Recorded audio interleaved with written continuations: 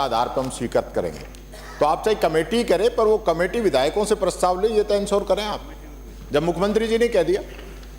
माननीय अध्यक्ष जी, हमारे नेता प्रतिपक्ष जी को बताना चाहूँगी, मैं तीसरी बार एक ही बात रिपीट कर रही हूँ कि अगर यदि ऐसी कोई सड़क है तो आप कमेटी को भी भेज दीजिए और मुझे भी आप व्यक्तिगत रूप से मिले, तो बिल्कुल उस पे उसका पूरा इंस्पेक्शन करवाने के बाद कि अगर सच्ची में लगता है कि ऐसी सड़क है तो उसको बिल्कुल उसको टेकअप करेंगे। इसमें एक क्लैरिटी की आवश्यकता है। कमेटी किसी के भी कहने से सड़क दे सकती है, जनप्रतिनिधि भी, एमएलए भी, आम पब्लिक भी। एक नंबर बात ये हो रही है, आप अपने क्वेश्चन के जवाब में जो आश्वासन दे रही है वो आप डायरेक्ट दे सकते हैं, वो एक माननीय सदस्य की बात होगी। लेकिन जो एक मुख्यमंत्री जी ने जो बात कही है कि भाई जो हमने आपका एमएलए कोटा 23 करोड़ कर दिया, 10 करोड़ पिछला, 10 करोड़ ये, 3 करोड़ रुपए बिल्डिंग का, तो उनका जो कहना था कि वो विधायक की अभिशंसा पे है और कमेटी जो करती है वो बिना विधायक की अभिशंसा पे भी कर सकती है। तो मेरा आग्रह यही है कि मुख्यमंत्री जी ने जो सदन के अंदर बात कही है, माननीय मंत्री जी, उसकी पालना आप कराएंगे क्या?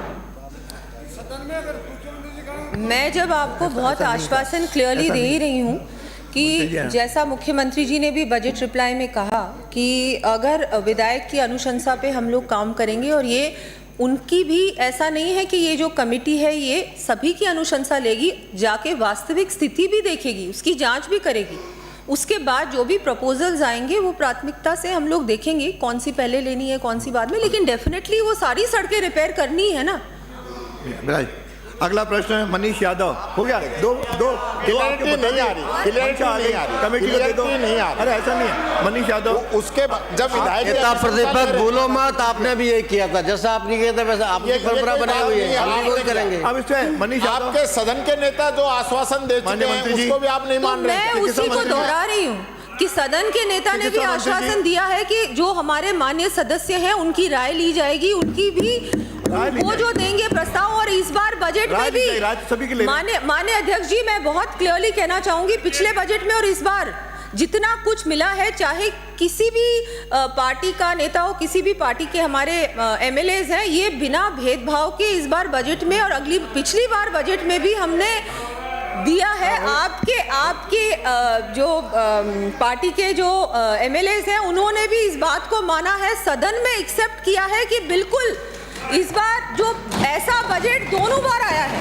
जो इससे पहले कभी नहीं आया, और जो पिछली सरकार में हुआ है वो हम होने नहीं देंगे, क्योंकि उस समय भी पता है यही कमेटी, ऐसी ही कमेटी बनी थी, किसी भी हमारे एमएलएस को नहीं पूछा गया था उस समय। मनीष यादव, माननीय मंत्री जी। प्रश्न संख्या 447, माननीय अध्यक्ष महोदय, मेरे पास जवाब आ गया। पूरक प्रश्न पूछो। माननीय अध्यक्ष महोदय, राज्य सरकार ने संकल्प पत्र 2023 में प्रत्येक गर्भवती महिला को 5 लीटर देसी घी उपलब्ध कराने की घोषणा की थी, परंतु सरकार ने 2 बजट पेश करने के बावजूद आज तक एक भी महिला को 5 लीटर देसी घी उपलब्ध नहीं करवाया, जबकि गर्भवती महिलाओं व उनके बच्चों के उत्तम स्वास्थ्य के लिए बेहद आवश्यक है। मैं माननीय मंत्री जी से पूछना चाहूँगा कि गर्भवती महिलाओं को 5 लीटर देसी घी किस तारीख तक उपलब्ध करवा दिया जाएगा, जब आप कह रहे हैं कि 80% से ज़्यादा घोषणाएं आपने पूरी कर दी है, डबल इंजन की सरकार है, और गरीब महिलाओं को देसी घी का जो संकल्प पत्र में आपने वादा किया उनको आप नहीं दे पा रहे। इस पर मैं स्पष्ट जवाब चाहिए कि किस तारीख तक आप दे देंगे। हाँ, प्रश्न पूछो माननीय मंत्री जी।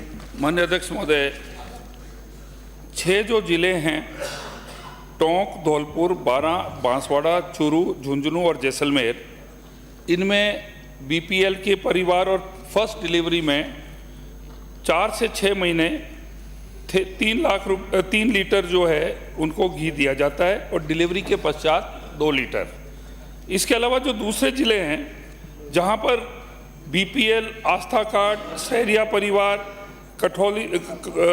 कथौली जनजाति, इनके जो है इनको डिलीवरी के पश्चात इनको सरस का कूपन देकर 5 लीटर घी इनको दिया जाता है।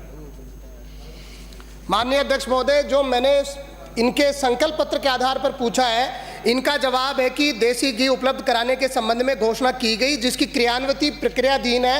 एक भी जगह पर 5 किलो घी देने का जो इनके संकल्प पत्र का वादा था वो पूरा नहीं हो पा रहा। मैं इस पर जवाब ये चाहता हूं कि वो किस तारीख तक 5 किलो घी मिल जाएगा?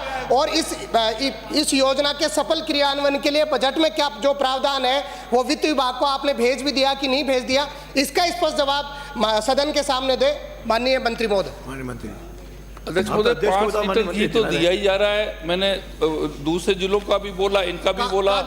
अभी 3.5 साल के सरकार के अभी और बचे हुए हैं, तो उसके अंदर जो है 5 लीटर घी हम कोशिश करेंगे कि ज्यादा से ज्यादा जनसंख्या को हम दें। ये पूछे माननीय अध्यक्ष महोदय, सदन को गुमराह किया जा रहा है। 5 किलो घी का जो संकल्प पत्र में वादा था उसका स्पष्ट रूप से कोई जवाब नहीं है। वो संकल्प पत्र का वादा इनको जो पूरा करना है, इसको लेकर के किस तारीख तक होगा वो ये जरा सदन को बताएं, राजस्थान को बताएं। 2 हो गए, कोई कहना है? अगला प्रश्न है। अरे जवाब तो जो आया, जवाब तो वो निवेदन है। आप तो हमें कुछ नहीं चाहिए। जो खुद मंत्री जी ने जो जवाब दिया है ना, आपका जो सेकंड खंड में जो जवाब है 3 हो गए कि हम संकल्प पत्र 23 में राज्य की प्रत्येक गर्भवती महिला को 5 लीटर देसी घी उपलब्ध कराने के संबंध में घोषणा की गई है, जिसकी क्रियान्वयन प्रक्रियाधीन है। तो हम तो यही पूछ रहे हैं, प्रक्रिया कब पूरी होगी? मंत्री जी कह रहे हैं कि हम तो सबको घी दे रहे हैं। आपका जो जवाब है वो पूछ रहा हूं।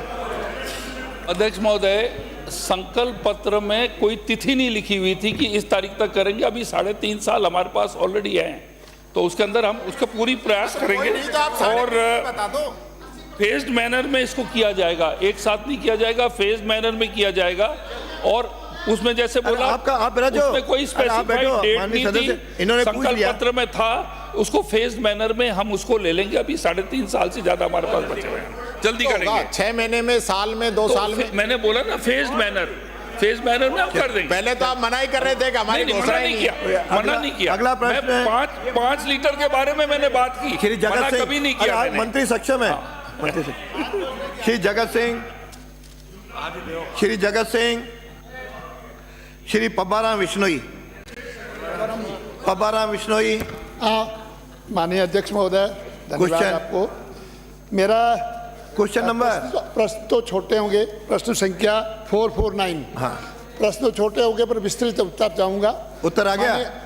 माननीय अध्यक्ष महोदय, बाजरा खरीद वाला जो मुद्दा है उसके अंदर मेरा मंत्री जी से प्रश्न है आपके माध्यम से कि भारत के किस किस अन्य राज्यों में बाजरे की खरीद MSP पर की जाती है, और क्या प्रधानमंत्री जी के मोटे अनाज को श्री अन्न घोषित करने के व जैविक खेती को प्रोत्साहन देने के बाद क्या बाजरे के मूल्य में वृद्धि हुई है और किस प्रकार की वृद्धि दर्ज हुई है, ये थोड़ा आप बता दें।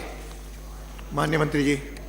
माननीय अध्यक्ष जी, मैं माननीय सदस्य को बताना चाहूँगा कि बाजरे का जो इन्होंने समर्थन मूल्य में किन किन राज्यों में खरीद की जा रही है, तो भारत में गुजरात में खरीद की जा रही है, जिसमें 2024-25 में 936 किसानों से 3,818 मैट्रिक टन खरीद की गई। हरियाणा में 1,59,067 किसानों से 4,48,387 मैट्रिक टन खरीद की गई और बाजरे की, और उत्तर प्रदेश में 16,817 किसानों से 1,01,311 मैट्रिक टन खरीद की गई। माननीय सदस्य का ये प्रश्न है कि क्या माननीय प्रधानमंत्री जी के श्री अन्न योजना पर जोर देने के बाद, फोकस करने के बाद, क्या बाजरे के मूल्य में बाजार में किसानों को क्या भाव मिलने लगा है? तो माननीय अध्यक्ष जी, मैं माननीय सदस्य को बताना चाहूँगा कि 2014 में बाजरे का समर्थन मूल्य था उस समय 1250 रुपये प्रति कुंटल, 1250 प्रति कुंटल, और 2024 में 10 साल में जब से माननीय प्रधानमंत्री जी की सरकार में उसका बाजरे का समर्थन मूल्य 1250 से 2625 रुपये प्रति कुंटल हो गया है। और ना सिर्फ ये प्रति कुंटल भाव समर्थन मूल्य का है, बल्कि बाजार में आज हम देख रहे हैं जिस तरह गेहूं का और जिस तरह बाजरे का समर्थन मूल्य से ज़्यादा आम किसान को मिलने लगा है, वो इसी वजह से कि प्रधानमंत्री जी ने किसानों की डबल इनकम का फोकस किया और श्री अन्न का प्रोत्साहन किया, उससे बाजरे का बाजार भाव बढ़ा। माननीय सदस्य। माननीय अध्यक्ष महोदय, हमारे वहाँ पर मेरे क्षेत्र में मूंगफली उत्पादन जबरदस्त होता है। पूरे राजस्थान में एक ही जिला जिसमें सबसे ज़्यादा होता है। तो यशस्वी मुख्यमंत्री भजनलाल जी शर्मा द्वारा 25 क्विंटल के स्थान पर इस बार 40 क्विंटल खरीदने का जो आदेश निकाला, इसके लिए धन्यवाद देते हुए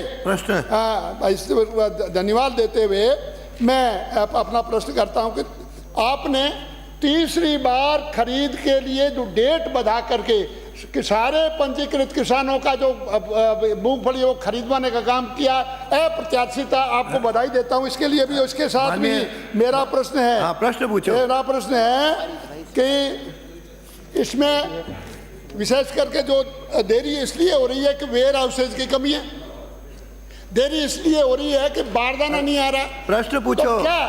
तो क्या सरकार भविष्य में जो कृषि जिन्स खरीदने हैं जैसे राइडा और ये आपके गेहूं इस खरीद करके उसको स्टोरेज करने के लिए वेयर हाउसेज अधिक बढ़ाने के लिए और बारदाने की उपलब्धता समय पर करवाने का आश्वासन देती है?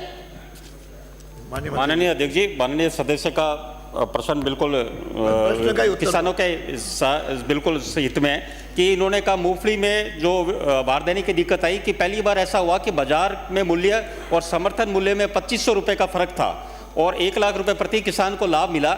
इस वजह से बारदाने की डिमांड ज़्यादा हुई, जितना हमारा लक्ष्य था उससे ज़्यादा मूंगफली सरकार के पास आई। पर मैं आश्वस्त करूंगा कि ना बारदाने की कमी आएगी, ना माननीय भजनलाल शर्मा जी ने जिस तरह 25 से 40 कुंटल करा और जिस तरह 3 बार तारीख बढ़ाई, किसानों के हित के लिए सरकार हमेशा तैयार है और भी जो हित में निर्णय होंगे सरकार निरंतर लेती रहेगी।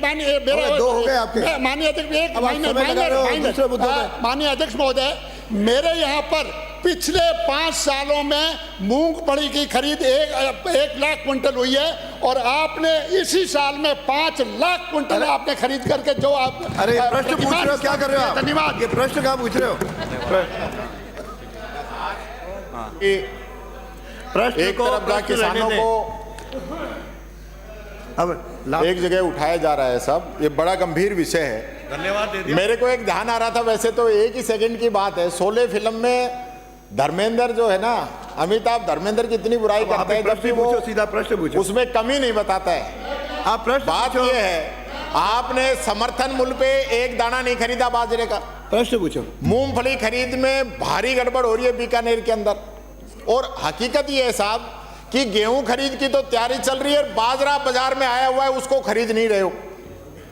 तो ये एमएसपी का क्यों नाटक कर रखा है भाई? या तो आप खरीदिए, इस पे जवाब दे दीजिए मेरे को। माननीय नेता प्रतिपक्ष जी, हमारी सरकार ने संकल्प पत्र में बाजरा श्री अन्न का वादा किया है और हमारे संकल्प पत्र के 14 महीने में 58% वादे पूरे हुए हैं, तो जल्दी 100% वादे पूरे होंगे, उसमें ये भी होगा। आप 58 की नहीं है, ये 58 की है या नहीं? आप ये जो बात कह रहे हो, आपके मनमोहन सिंह के समय 1250 रुपए क्विंटल कहते हैं। प्रश्न संख्या 450। माननीय मंत्री जी, आज खुशहाल है गोपालन। मेरे पास उत्तर आ चुका है। तो माननीय मंत्री जी, पूरा प्रश्न पूछो। आपने खंड 2 में मेरी विधानसभा में मनोर थाना में 18 गौशालाएं हैं और 1 जनवरी 2023 से 31 दिसंबर 2023 तक आपने इनका अनुदान दे दिया गया है। इसके लिए तो सरकार को बहुत बहुत धन्यवाद। दूसरा, मैं आपसे पूछना चाहूँगा कि इन 18 गौशालाओं में आंवलेड़ा, सोरती, अर्जुनपुरा और उमरिया गौशालाओं का अनुदान राशि नहीं दी गई है, तो ये कब तक दे दोगे और इसके क्या कारण रहे? माननीय मंत्री जी। माननीय अध्यक्ष महोदय, मैं माननीय सदस्यों को बताना चाहूँगा कि जो पात्र गौशालाएँ मनोर थाना विधानसभा में थी 18, उनको 18 गौशालाओं को 12.59 करोड़ रुपए की राशि अनुदान के रूप में जारी हो गई है। बाकी जो गौशाला है मनोर थाना क्षेत्र में 6 गौशाला ऐसी है जिनको अनुदान नहीं मिला है, जिनमें से 2 गौशाला आंजनी गौशाला समिति सारडा और केशव प्रिया गौ सेवा समिति बाल्टा, ये अक्रियाशील है। इनमें बिल्कुल गाय है ही नहीं। संस्था भले संचालित है लेकिन गाय नहीं है, गोवंश नहीं है। दूसरी 4 गौशाला ऐसी है,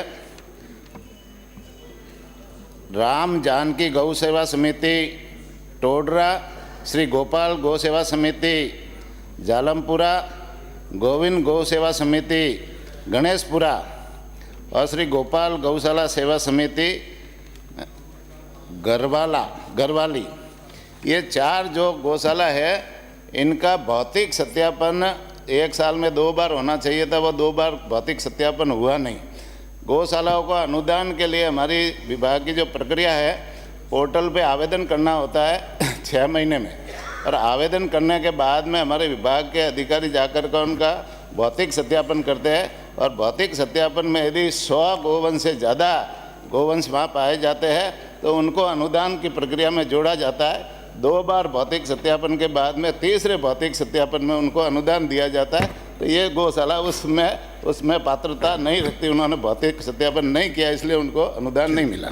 चलिए, और माननीय अध्यक्ष महोदय, मैं मंत्री महोदय से पूछना चाहूँगा कि वर्तमान में गौ माता की दयनीय स्थिति है, तो जो वर्षों से जो गौशालाएं संचालित है, क्या सरकार वर्षों से संचालित गौशालाओं को भूमि आवंटन करने का विचार रखती है तो कब तक, और नहीं तो क्यों?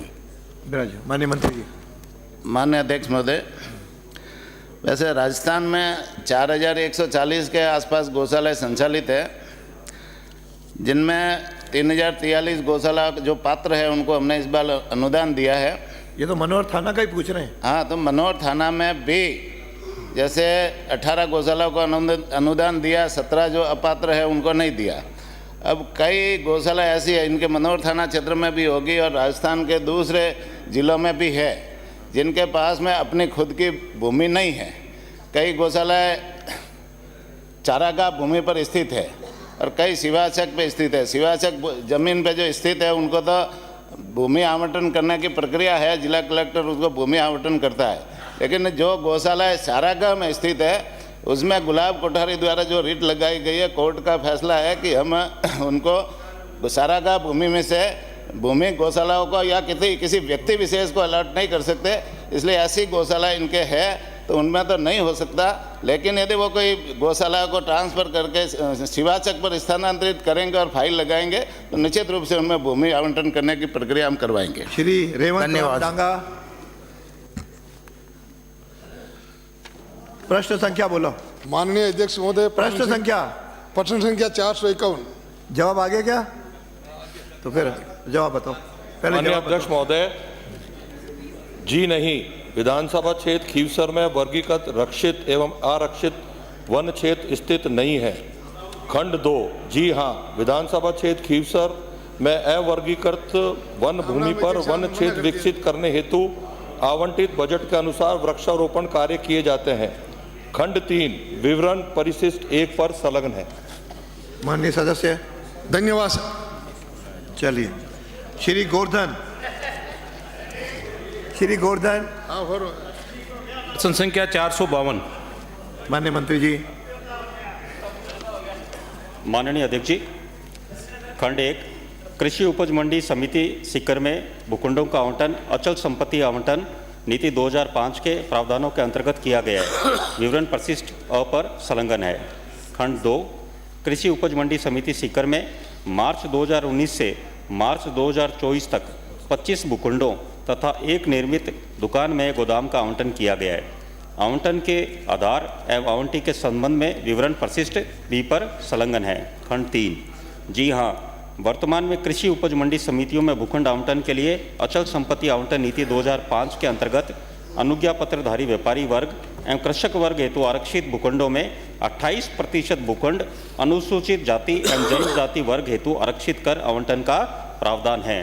खंड 4, वर्तमान में व्यापारियों द्वारा भूखंड आवंटन की मांग नहीं होने के कारण मुख्य मंडी प्रांगण सीकर में आवंटन प्रक्रिया विचाराधीन नहीं है।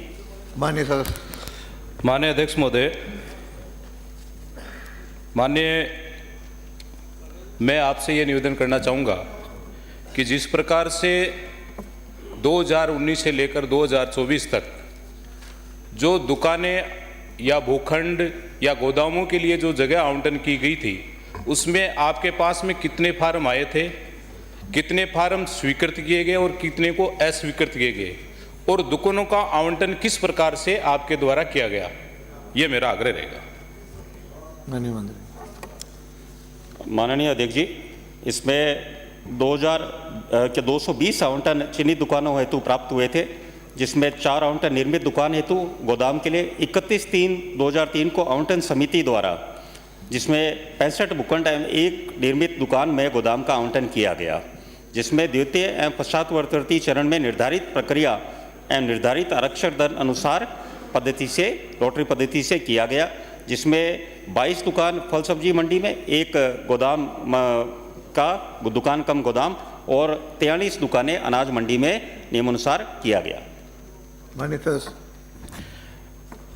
माननीय अध्यक्ष महोदय, मैं आपके माध्यम से मंत्री महोदय से पूछना चाहूँगा कि आपने कहा है कि इसमें SC और ST के लिए 2005 के अनुसार प्रावधान के अनुसार 28% इसमें आरक्षण दिया गया है, तो उसमें SC और ST के लिए कितने फार्म आपके पास में आए, कितने को स्वीकृत किया, कितने को अस्वीकृत किया, और क्या आवंटन होने के बाद में भी उसको निरस्त किया गया? इसमें मतलब कई अखबारों में कई जगह ऐसे मीडिया के माध्यम से बात भी सामने आई कि इसमें धांधली की गई, तो उस समय क्या इसमें धांधली की गई? यदि हाँ, तो क्या इसकी उच्च स्तरीय जांच करवाएंगे क्या? मंत्री। माननीय अध्यक्ष जी, फल सब्जी मंडी में जो 22 दुकानें आवंटित की गई, उसमें अनुसूचित जाति महिला कृषक वर्ग में 2 भूखंड दिए गए और अनुसूचित जनजाति महिला कृषक वर्ग में 1 भूखंड का आवंटन किया गया। साथ में ही जो अनाज ब्लॉक है उसमें अनुसूचित जाति महिला कृषक वर्ग से 2 और अनुसूचित जनजाति महिला वर्ग से 1 का आवंटन किया गया। नियमानुसार सारा आवंटन किया गया। फिर भी माननीय सदस्य को कहीं लगता है तो उसमें यदि आप लगता है तो आप जरूर कहिए, उसमें हम जांच करा देंगे। और 1 भूखंड है जो निरस्त किया गया अनुसूचित जनजाति महिला का, जिसका श्रीमती सुनीता का, जिसमें कारण ये कि वो फतेहपुर में मंडी के अंतर्गत क्षेत्र में आती है और जब उन्होंने आवंटन किया था तब वो सीकर मंडी के अंदर आते थे। शादी के बाद उनका क्षेत्र वो हो गया, तो इसलिए उनका आवंटन इस वजह से निरस्त किया गया। अगला प्रश्न श्री प्रताप लाल। प्रश्न संख्या 453। माननीय मंत्री जी। खंड 1 विधानसभा क्षेत्र गोगुंदा में वर्ष 2024 में बरसात से क्षतिग्रस्त सड़कों की मरम्मत के लिए SDRF योजना अंतर्गत 198 सड़क कार्यों राशि रुपए 346.50 लाख की अस्थायी मरम्मत हेतु एवं स्थायी मरम्मत के लिए 11 कार्यों राशि रुपए 853.97 लाख की स्वीकृति जारी की जा चुकी है। स्वीकृत राशि में से मदवार व्यय का विवरण परिशिष्ट 1 पर प्रस्तुत है। खंड 2 जी नहीं विधानसभा क्षेत्र गोगुंदा में वर्ष 2021-22 व 22-23 में अतिवृष्टि से क्षतिग्रस्त 22 पुलियों की जीर्णोद्धार के लिए राशि रुपए 343.39 लाख की स्वीकृति जारी की जा चुकी है। इनमें से 2 कार्य पूर्ण हो चुके हैं एवं शेष 20 कार्य प्रगतिरत हैं। इनके अतिरिक्त 65 सड़कें क्षतिग्रस्त हैं जो नॉन पैचेबल स्थिति में है। इस श्रेणी की सड़कों की मरम्मत के लिए बजट वर्ष 2025-26 में घोषणा संख्या 17 दिनांक 27/02/2025 में मरुस्थलीय क्षेत्र के लिए राशि रुपए 15 करोड़ प्रति विधानसभा की घोषणा की गई। इस राशि में से रुपए 5 करोड़ लागत तक के मिसिंग लिंक सड़कों के निर्माण कार्य करवाए जाएंगे। इस घोषणा के अनुसार प्रस्तावों को अंतिम रूप दिया जाकर प्रशासनिक एवं वित्तीय स्वीकृति जारी कर नॉन पैचेबल सड़कों के मरम्मत कार्य करवाए जाने प्रस्तावित हैं। विवरण परिशिष्ट 2 पर प्रस्तुत है। इनके अतिरिक्त क्षतिग्रस्त सड़कों की मरम्मत विभागीय मद द्वारा समय समय पर आवश्यकता एवं कार्यों की पारस्परिक प्राथमिकता के आधार पर की जाती है। माननीय सदस्य। अध्यक्ष महोदय, मैं मंत्री जी से पूछना चाहता हूं कि वर्ष 16-17 में अतिवृष्टि में भी हमारे यहाँ पर बहुत सारे पुलिये अभी भी क्षतिग्रस्त है। उनको अब आप कब तक ठीक करा दिए जाएंगे?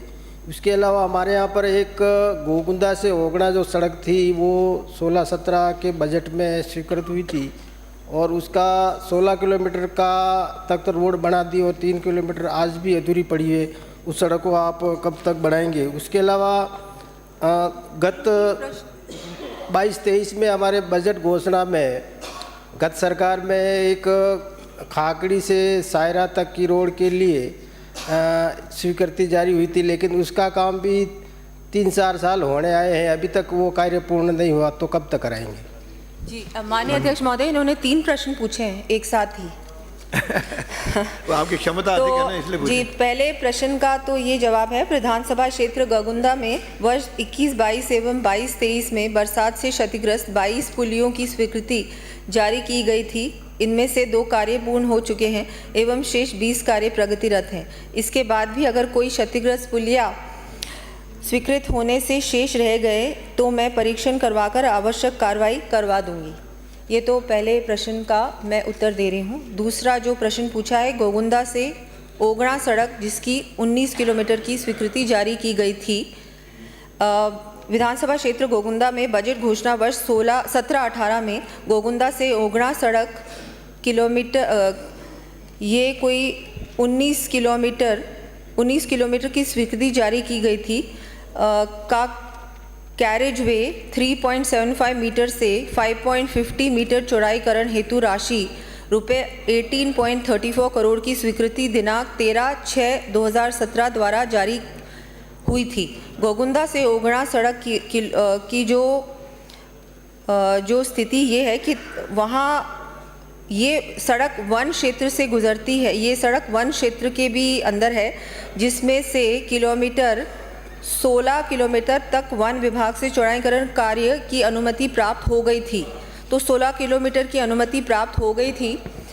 शेष किलोमीटर 2.60 किलोमीटर के वन विभाग की स्वीकृति हेतु 3.75 मीटर से 5.50 मीटर प्रस्ताव ऑनलाइन प्रेषित किया गया था, जिस पर उपवन संरक्षक उदयपुर द्वारा मौजूदा 3.75 मीटर चौड़ी सड़क पर ही डामरीकरण करने की स्वीकृति जारी की गई थी, जिस कारण से उक्त किलोमीटर में चौड़ाईकरण का कार्य नहीं किया जा सका एवं इसी अनुरूप 2.60 किलोमीटर लंबाई 3.65 मीटर चौड़ाई में ही डामरीकरण कराया गया।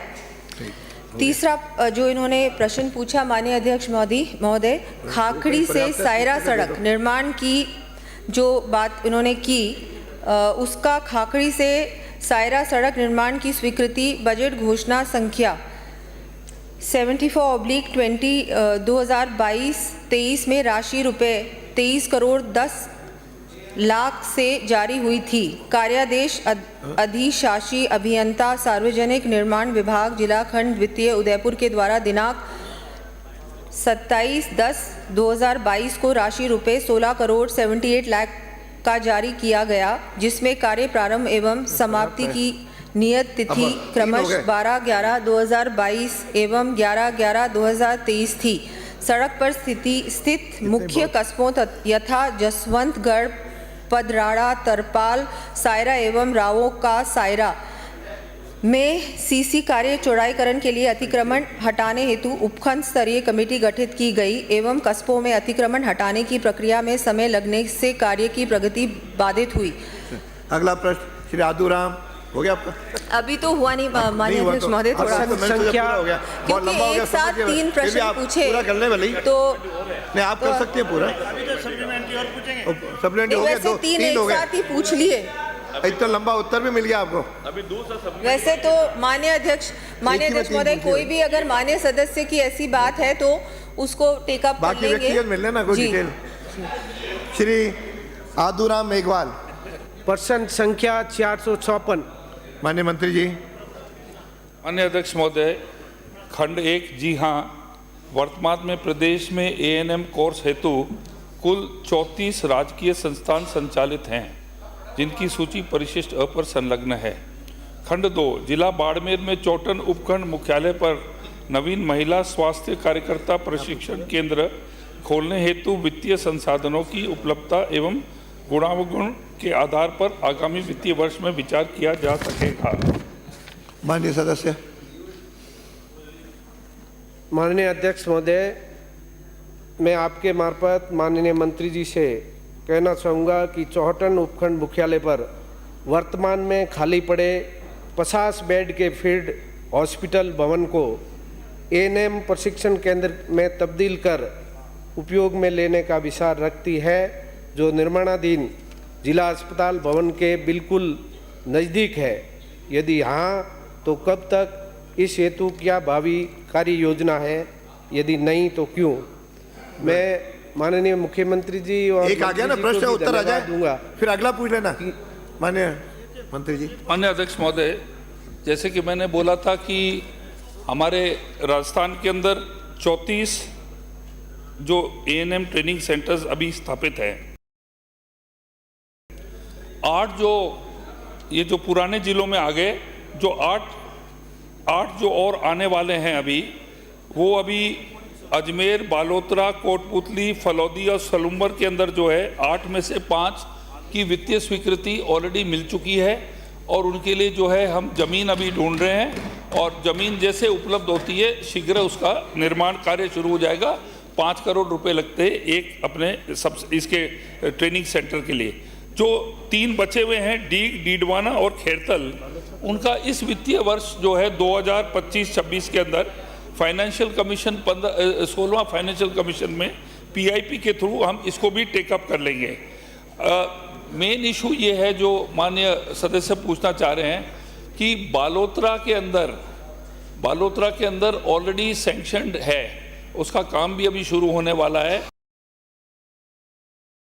लेकिन बाड़मेर जिला जो है, बाड़मेर जिले के अंदर पहले बालोतरा था और बालोतरा के अंदर हमारी जो मेडिकल जो संस्थाएं कई बालोतरा के अंदर है। बाड़मेर, जब बाड़मेर सिंगल जिला था उस टाइम में, चोटन का पूछ रहे हैं। और अभी क्या है कि बालोतरा के अंदर सैंक्शनड है और अभी जो चल तो रहा है इनका ट्रेनिंग सेंटर पूरा वो कोई पुरानी बिल्डिंग में चल रहा है, तो 5 करोड़ की बिल्डिंग इनको मिल जाएगी और बालोतरा के अंदर वो चालू हो जाएगा आपका।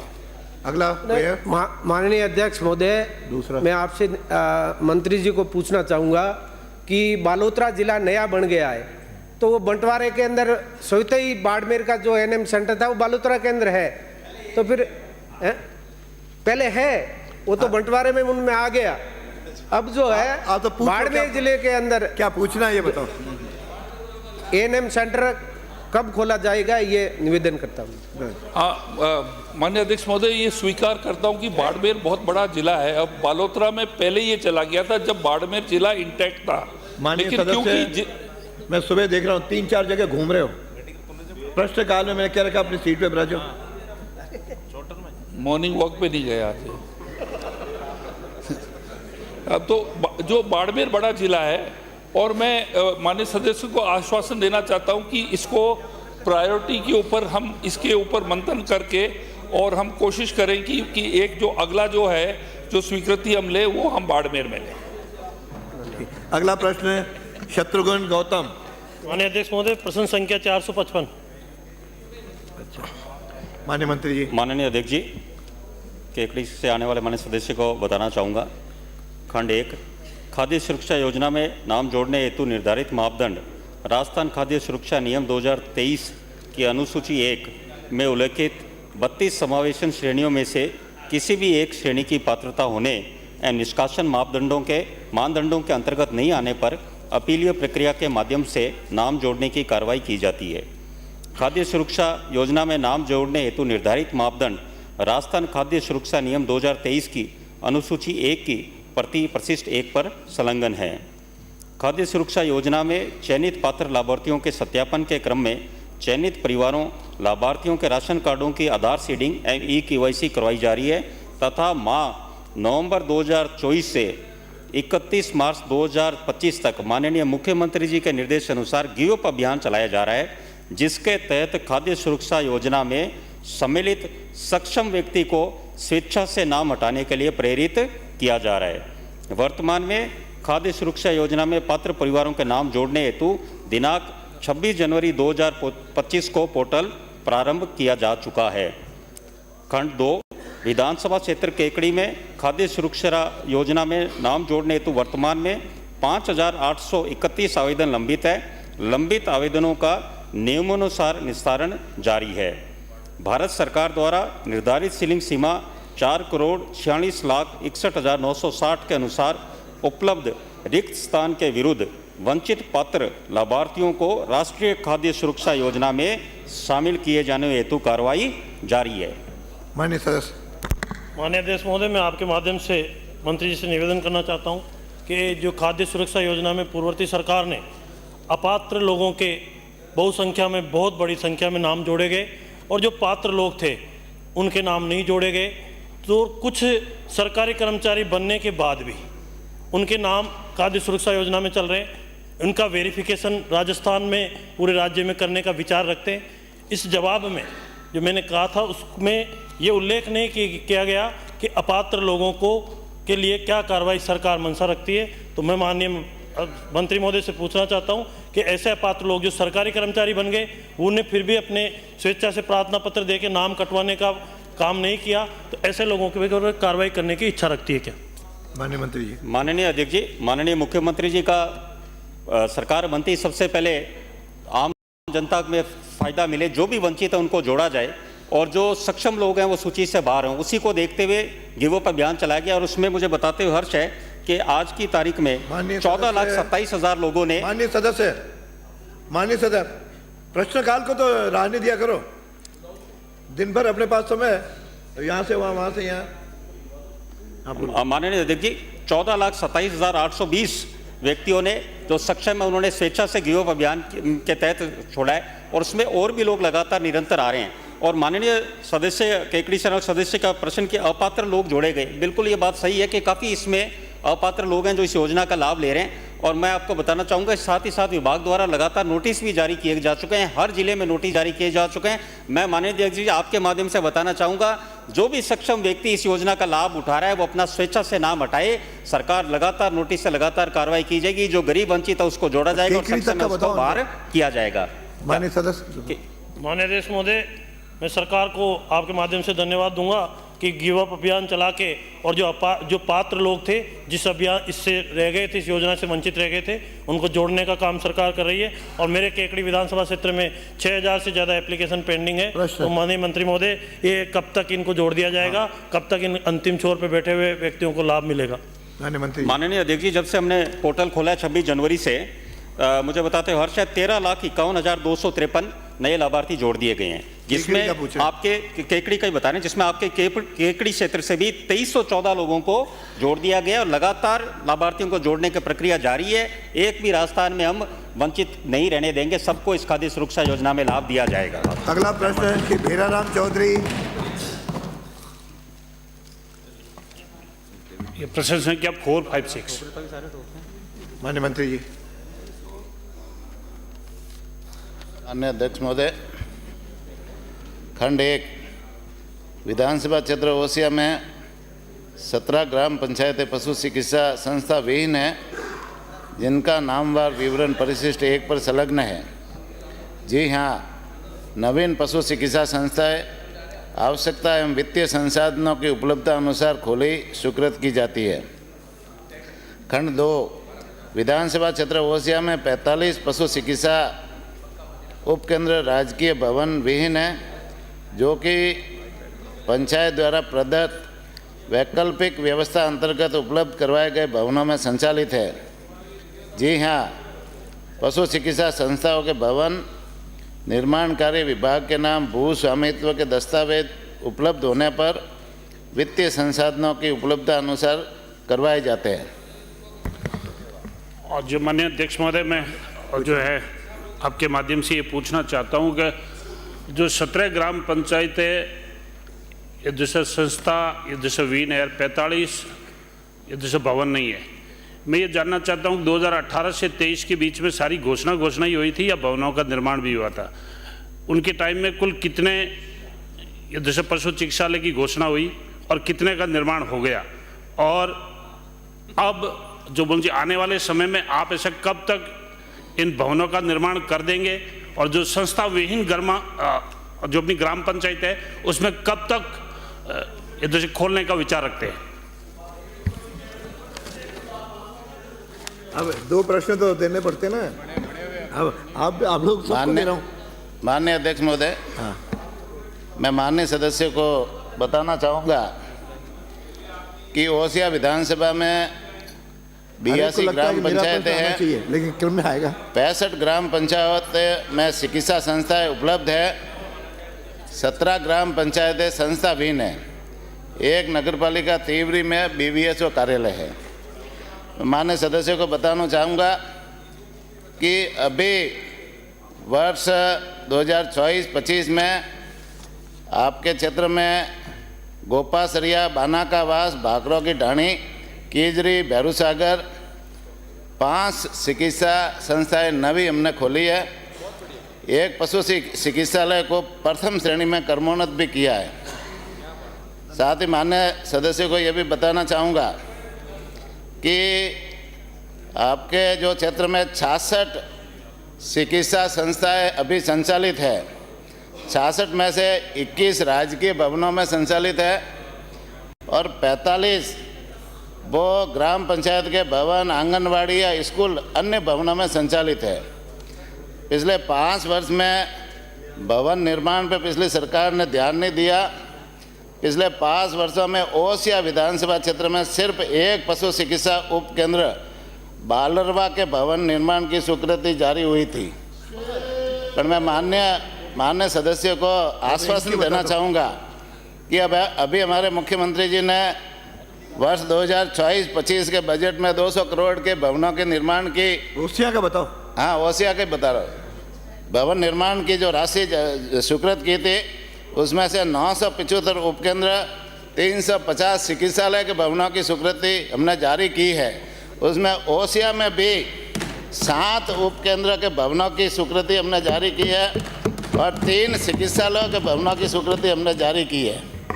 और आगे भी मैं माननीय सदस्यों को आश्वासन देना चाहूँगा कि आपके जो भवन रहित संस्था है उनके पट्टे बनवाए और पट्टे बनवा करके विभाग को उपलब्ध करवाए।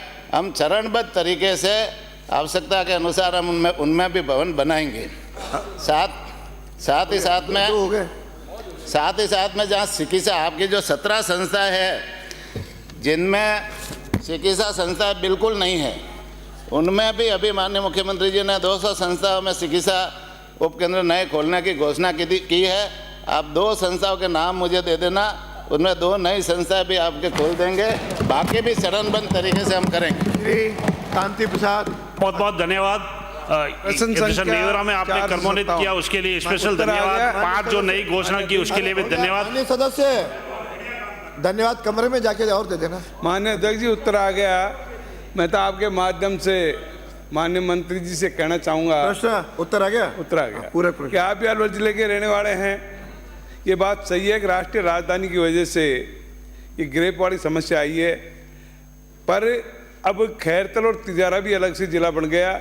वो ग्रेप वाली पाबंदी खत्म होनी चाहिए। मैं तो आपसे निवेदन करूंगा, आप सरकार की तरफ से भारत सरकार को एक प्रस्ताव भेजें कि जिला अलग होने के बाद में ये 150-200 किलोमीटर की दूरी है, ये कम हो जाएगी। रे ग्रेप की समस्या जो थानागाजी के अंदर आ रही है वो खत्म हो जाएगी। ये मैं आपसे निवेदन करूँगा। प्रश्न पूछो माननीय मंत्री जी। थानागाजी से आने वाले माननीय सदस्य ने जो पीड़ा व्यक्त करी है वो निश्चित रूप से जायज़ है। और पिछली सरकार में जब हम वहाँ विराजते थे तो मैं भी लगातार इस मांग को उठाता था कि ग्रेप की जो पाबंदियाँ हैं, क्योंकि दिल्ली में प्रदूषण होता है, पंजाब में प्रदूषण होता है, ग्रेप के कारण अलवर ज़िले के अंदर हमारे विकास के काम भी रुक जाते हैं। और ये भी सही है कि एनसीआर के नियम के तहत 200 किलोमीटर की जो परिधि है उसमें वो नियम एक कागज़ के आदेश पर वो नियम लागू हो जाता है। भले ही जिस प्रकार से आपने थानागाजी का उल्लेख किया उसमें AQI सही होते हुए भी एक आदेश के कारण वो आदेश पूरे एनसीआर क्षेत्र में लागू हो जाता है। मैं माननीय सदस्य को आपके माध्यम से कहना चाहूँगा कि राज्य सरकार प्रदूषण नियंत्रण के लिए बनाए गए नियमों की पालना करने हेतु प्रदूषण नियंत्रण हेतु सदैव कटिबद्ध है। अलवर जिले के क्षेत्रों की एयर क्वालिटी की बेहतरीन स्थिति एवं दिल्ली से दूरी के दृष्टिगत अलवर जिले के क्षेत्रों को राष्ट्रीय राजधानी क्षेत्र NCR में लागू होने वाले वायु गुणवत्ता संबंधित पाबंदियों ग्रेप से मुक्त रखने हेतु भारत सरकार को पत्र के माध्यम से आग्रह किया जाएगा। और मुझे पूरा विश्वास है, क्योंकि हमारे अलवर के सांसद जो केंद्र में मंत्री भी हैं आदरणीय भूपेंद्र यादव जी, वो भी हमको इस मामले में मदद करेंगे। निश्चित रूप से पत्र लिख के भारत सरकार को आग्रह किया जाएगा कि ग्रेप की जो पाबंदियां हैं विशेष रूप से अलवर जिले को उससे मुक्त किया जाए। धन्यवाद। अगला प्रश्न श्रीचंद कृपलानी। आप नहीं, आपको नहीं, आपका प्रश्न नहीं है, आपका प्रश्न नहीं है, इनका था। उन्होंने प्रश्न संख्या 458। माननीय मंत्री जी। माननीय अध्यक्ष जी, खंड 1 जिला चित्तौड़गढ़ में विगत 5 वर्षों में मंडल द्वारा हिताधिकारियों की सामान्य अथवा दुर्घटना में मृत्यु या घायल होने की दशा में सहायता योजना के 1579 आवेदनों का निस्तारण किया गया, जिसमें से 885 आवेदन स्वीकृत किए गए। 694 आवेदन योजना के लिए वांछित पात्रता के अभाव में निरस्त किए गए। विधानसभा क्षेत्रवार संख्यात्मक विवरण परिशिष्ट 1 पर संलग्न है। खंड 2, जिला चित्तौड़गढ़ में आवेदन ऑनलाइन जो प्राप्त हुए उनमें से 885 आवेदन स्वीकृत किए गए, 694 आवेदन निरस्त हैं। संख्यात्मक विवरण परिशिष्ट 1 पर समाहित है। खंड 3, उदयपुर संभाग के विभिन्न जिलों के पंजीकृत निर्माण श्रमिकों के 31 दिसंबर 2024 तक छात्रवृत्ति के 7,253 आवेदन लंबित हैं।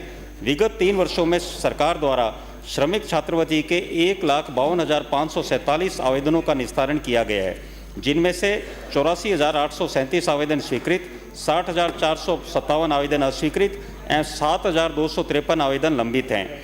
लंबित आवेदनों का वरीयतानुसार पात्रता के आधार पर निस्तारण कर दिया जाएगा। उदयपुर संभाग के विधानसभा क्षेत्रवार संख्यात्मक विवरण परिशिष्ट 2 पर संलग्न है। माननीय सदस्य। माननीय अध्यक्ष महोदय, अभी जैसा कि माननीय मंत्री जी ने जवाब दिया कि चित्तौड़गढ़ जिले में विगत 5 वर्षों में दुर्घटना में मृत्यु अथवा घायल होने की दिशा में 1589 आवेदन आए और 885 स्वीकृत और 694 को आपने अस्वीकृत कर दिया। क्या मंत्री महोदय ये बताएंगे कि 694 आवेदन जो अस्वीकृत किए गए हैं उन्हें किस आधार पर अस्वीकृत किया गया?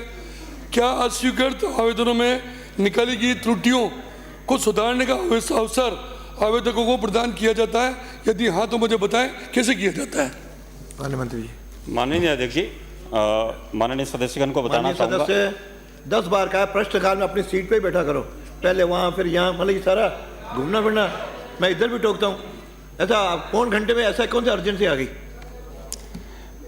माननीय अध्यक्ष जी, योजना आवेदन निरस्त होने के मुख्य कारण है कि न्यूनतम 90 दिन का निर्माण श्रमिक के रूप में कार्य प्रमाणित न होना। दूसरा प्रस्तुत नियोजन प्रमाण पत्र का सत्यापन के दौरान गलत पाया जाना। तीसरा, वांछित दस्तावेजों का योजनानुसार उपलब्ध नहीं करवाया जाना।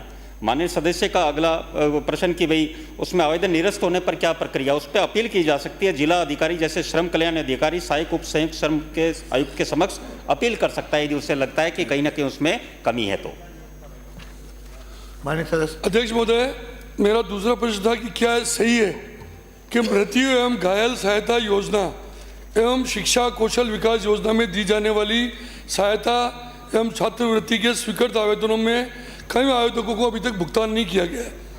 क्या सरकार ऐसे अस्वीकृत आवेदनों को चिन्हित कर उन्हें भुगतान करने और अस्वीकृत आवेदनों पर पुनरावलोकन कर शिथिलता प्रदान करने का विचार रखती है? यदि हाँ तो कब तक और यदि नहीं तो क्यों? माननीय मंत्री जी। माननीय अध्यक्ष जी, जो माननीय सदस्य ने कहा बात सही है। इसमें काफ़ी लोगों का जो सहायता राशि है उसमें वंचित रही है। जैसे मृत्यु सहायता योजना है उसमें 50% सहायता डायरेक्ट डीबीटी के माध्यम से की जाती है, डायरेक्ट बेनिफिट ट्रांसफ़र के माध्यम से, और 50% जो नॉमिनी है उसके एफडी की जाती है। पर विगत 3 वर्षों में एफडी की राशि सरकार द्वारा नहीं जमा की गई। माननीय मुख्यमंत्री जी के जब संज्ञान में ये बात आया, उन्होंने निर्देश किया अगले 1 सप्ताह में जो 5,000 से अधिक हिताधिकारी हैं उनके सबके खाते में एफडी की राशि जारी कर दी जाएगी। अध्यक्ष महोदय, मैं खाली एक अंतिम प्रश्न पूछ रहा हूँ, क्या ये सही है कि जिला उपश्रम कार्यालय चित्तौड़गढ़ में लंबे समय से अधिकारी नहीं है? लंबे समय से अधिकारी नहीं होने से 2 हो गए। सुन तो लो यार, उसी में है। अरे आपके काम का भी है ये, अरे पूरे राजस्थान का पूछ रहा हूँ। अधिकारी नहीं होने से श्रमिकों की विभिन्न, ये सब कांग्रेस के राज में जो भुगतान नहीं हुए पिछले सालों में, क्या संबंधित अधिकारी जो खाली पोस्टें पड़ी है उसको भरकर उनका भुगतान आप करेंगे? ये पूछ रहा हूं। आपने संज्ञान में जो विषय लाया उस पर उचित कार्रवाई की जाएगी। और चित्तौड़ के संबंध में ये क्वेश्चन है, लेकिन पूरे प्रदेश में इसकी स्थिति है। मैं मंत्री जी से ये जानना चाहूँगा कि इसके अंदर जो आवेदन लंबित हैं, जिनके स्वीकृत हो गए, पैसे नहीं डले, तो वो पैसे आप कब तक डाल देंगे, कब तक भुगतान हो जाएगा? मैं आपको छात्रवृत्ति के भी और अन्य भी। ब्राजो उत्तर देगा। छात्रवृत्ति के, जैसे मैंने मृत्यु सहायता योजना का बताया, उन 5000 हिताधिकारी उनमें तो इस सप्ताह में डाल दिया जाएगा। और जो आपने छात्रवृत्ति का कहा, उसमें जो 7253 ही आवेदन लंबित है, उनमें भी शीघ्र सरकार राशि डाल दी जाएगी। और यह मुझे बताते हुए खुशी भी है कि माननीय मुख्यमंत्री जी ने 15 दिसंबर 2024 को एक साथ 2,15,000 श्रम विभाग के विभिन्न योजना में लोगों को लाभान्वित राशि जारी की गई। श्री सुरेंद्र सिंह राठौड़, श्री रफीक खान। प्रश्न उत्तर आ गया। मैं दो बात इसमें पूछना चाहता हूं। पूछिए कि कुल कितने रुपए की दवाइयां बिना टेंडर के खरीदी गई और कुल कितने रुपए के बिना टेंडर के उपकरण खरीदे गए।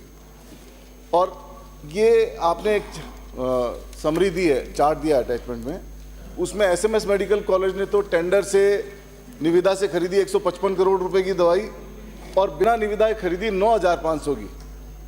और ये एसएन मेडिकल कॉलेज, आपने जगह का नाम नहीं दिया, उसने 28 करोड़ की तो खरीदी निविदा से और 5 करोड़ की खरीदी बिना निविदा के। तो 10,000 के अंदर खरीदेगी तो 5 करोड़ से ऊपर की कैसे खरीद हो सकती है? ये पूरे इसमें, और कहाँ का मेडिकल कॉलेज है इसका नाम भी नहीं लिखा, और ये 5 करोड़ बिना निविदा के कैसे खरीद दी? अध्यक्ष महोदय, एसएन मेडिकल कॉलेज तो जोधपुर में है। माननीय सदस्य ने जो बात कही, मैं इसके अंदर जो दवाइयाँ और उपकरण जो हैं, इक्विपमेंट, उसको हम डिवाइड करेंगे। एक तो हमारे जो मेडिकल कॉलेजेस है और एक हमारे जो हेल्थ डिपार्टमेंट है अलग से। अगर माननीय सदस्य देखें, ये फिगर्स आपको मैंने दिए हैं। अब बिना निविदा अगर आप देखें, रेशियो देखें तो बहुत ही माइनर रेशियो है।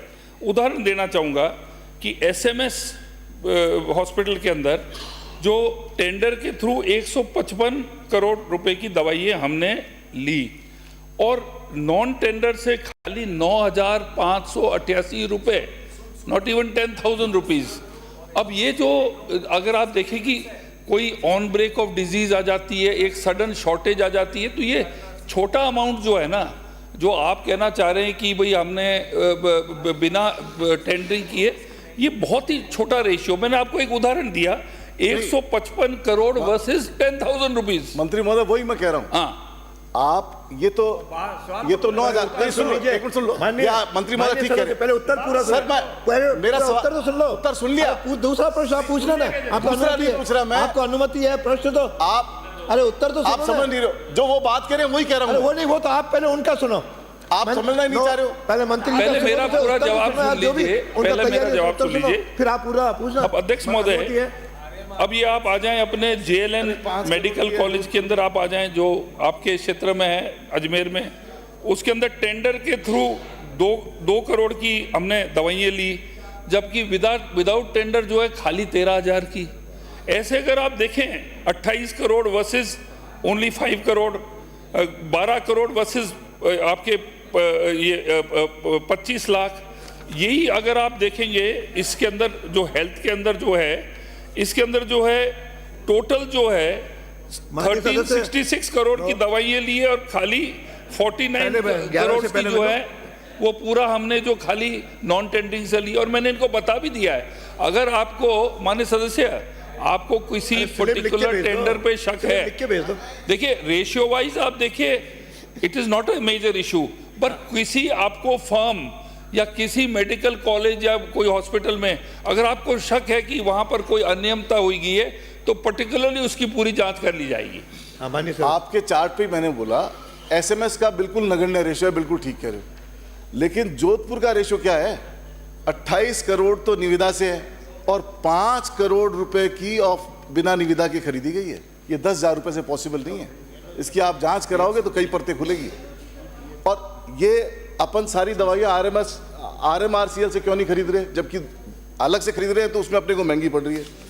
और दूसरा मेरा सवाल है साहब कि टावर कब तक चालू हो जाएगा, कब तक कंप्लीट कर देंगे जो एसएमएस में यहाँ टावर बन रहा है? माननीय सदस्य वो पूछ रहे हैं, उनको पूछने दो। मैंने पूछ लिया सर, मैंने पूछ लिया। ये 50% सस्ती है, वहाँ से क्यों नहीं खरीदी जा रही? हाँ माननीय मंत्री जी, आपने माननीय सदस्य जो है, आपने एक पर्टिकुलर हॉस्पिटल के ऊपर जो रेशियो के ऊपर आपने जो डाउट आपने उठाया है, उसकी मैं डिटेल्स आपको मंगा के दे दूंगा कि ये जो रेशियो इतना कम नहीं है, थोड़ा सा फर्क है दूसरे एवरेज पे, उसकी मैं डिटेल्स मंगा के आपको एक दे दूंगा। दूसरा अध्यक्ष महोदय, जो हमारा जो कार्डियक टावर जो है, जो स्टेट ऑफ द आर्ट बन रहा है, वो अगले 3-4 महीने में जयपुर SMS कॉलेज में रेडी हो जाएगा और कार्डियो फैसिलिटी सब वहाँ आ जाएगी। और 28 मंजिल का जो IPD टावर जो है वो हमें 2026 तक जो है उसका पूरा निर्माण करके उसको हम जनता को उसको समर्पित कर देंगे। अगला प्रश्न है श्रीमती गीता बरवड़। सर मेरे पास जवाब आ चुका है 461। जल्दी पूछिए। मैं पूरा क्वेश्चन करना चाहती हूँ कि ये जो क्या दुकानें इसी मापदंड से खोली गई है? अगर कम है तो कब तक खोलेंगे आप? माननीय मंत्री जी। माननीय भोपालगढ़ चैनल सदस्य को बताना चाहूँगा, हमने अभी लगभग 125 दुकानों की निविदा मतलब ज्ञापन जारी विज्ञप्ति जारी कर दी गई है 125 दुकानों को। और यदि आपको आपके क्षेत्र में कहीं लगता है तो आप जरूर सुझाव दीजिए, उस पर हम कार्रवाई करा के आपको लगता है तो वहाँ खोलेंगे। प्रश्नकाल समाप्त। प्रश्नकाल समाप्त। मैं माननीय मंत्री जी विराज, मैं और कोई व्यवस्था दूं, उसमें 2 बातें मुझे प्रश्नकाल के बारे में कहनी है। हम कुछ पुराने हैं, कुछ नए हैं, प्रश्न लगाते हैं तो प्रश्न के जो उत्तर आपको एक रात को पहले भेज देते हैं। पूरक प्रश्नों की तैयारी यदि अच्छी करके लाएंगे तो टू द पॉइंट आएगा, और प्रश्न भी कौन से पूछने, क्या पूछने, ताकि आपको जो कुछ जिज्ञासा है, जो कुछ जानना चाहते हो आ जाए। यानी कई बार प्रश्न जो है मुझे लगता है इसकी भी दोनों दल के नेता अपने लोगों के साथ ट्रेनिंग दें, और साथ में माननीय मंत्रियों से भी आग्रह करूंगा टू द पॉइंट उनको उत्तर दें। बैकग्राउंड जितना आवश्यक है उतना उसमें जोड़ना, लेकिन लंबा यदि हम उत्तर देंगे तो फिर तो कोई उसका लाभ नहीं। जो पूछना चाह रहा है उसकी मंशा है वही उत्तर और उसकी कॉन्स्टिट्यूंसी का तो कॉन्स्टिट्यूंसी दें, प्रांत स्टेट का पूछा तो स्टेट का दें।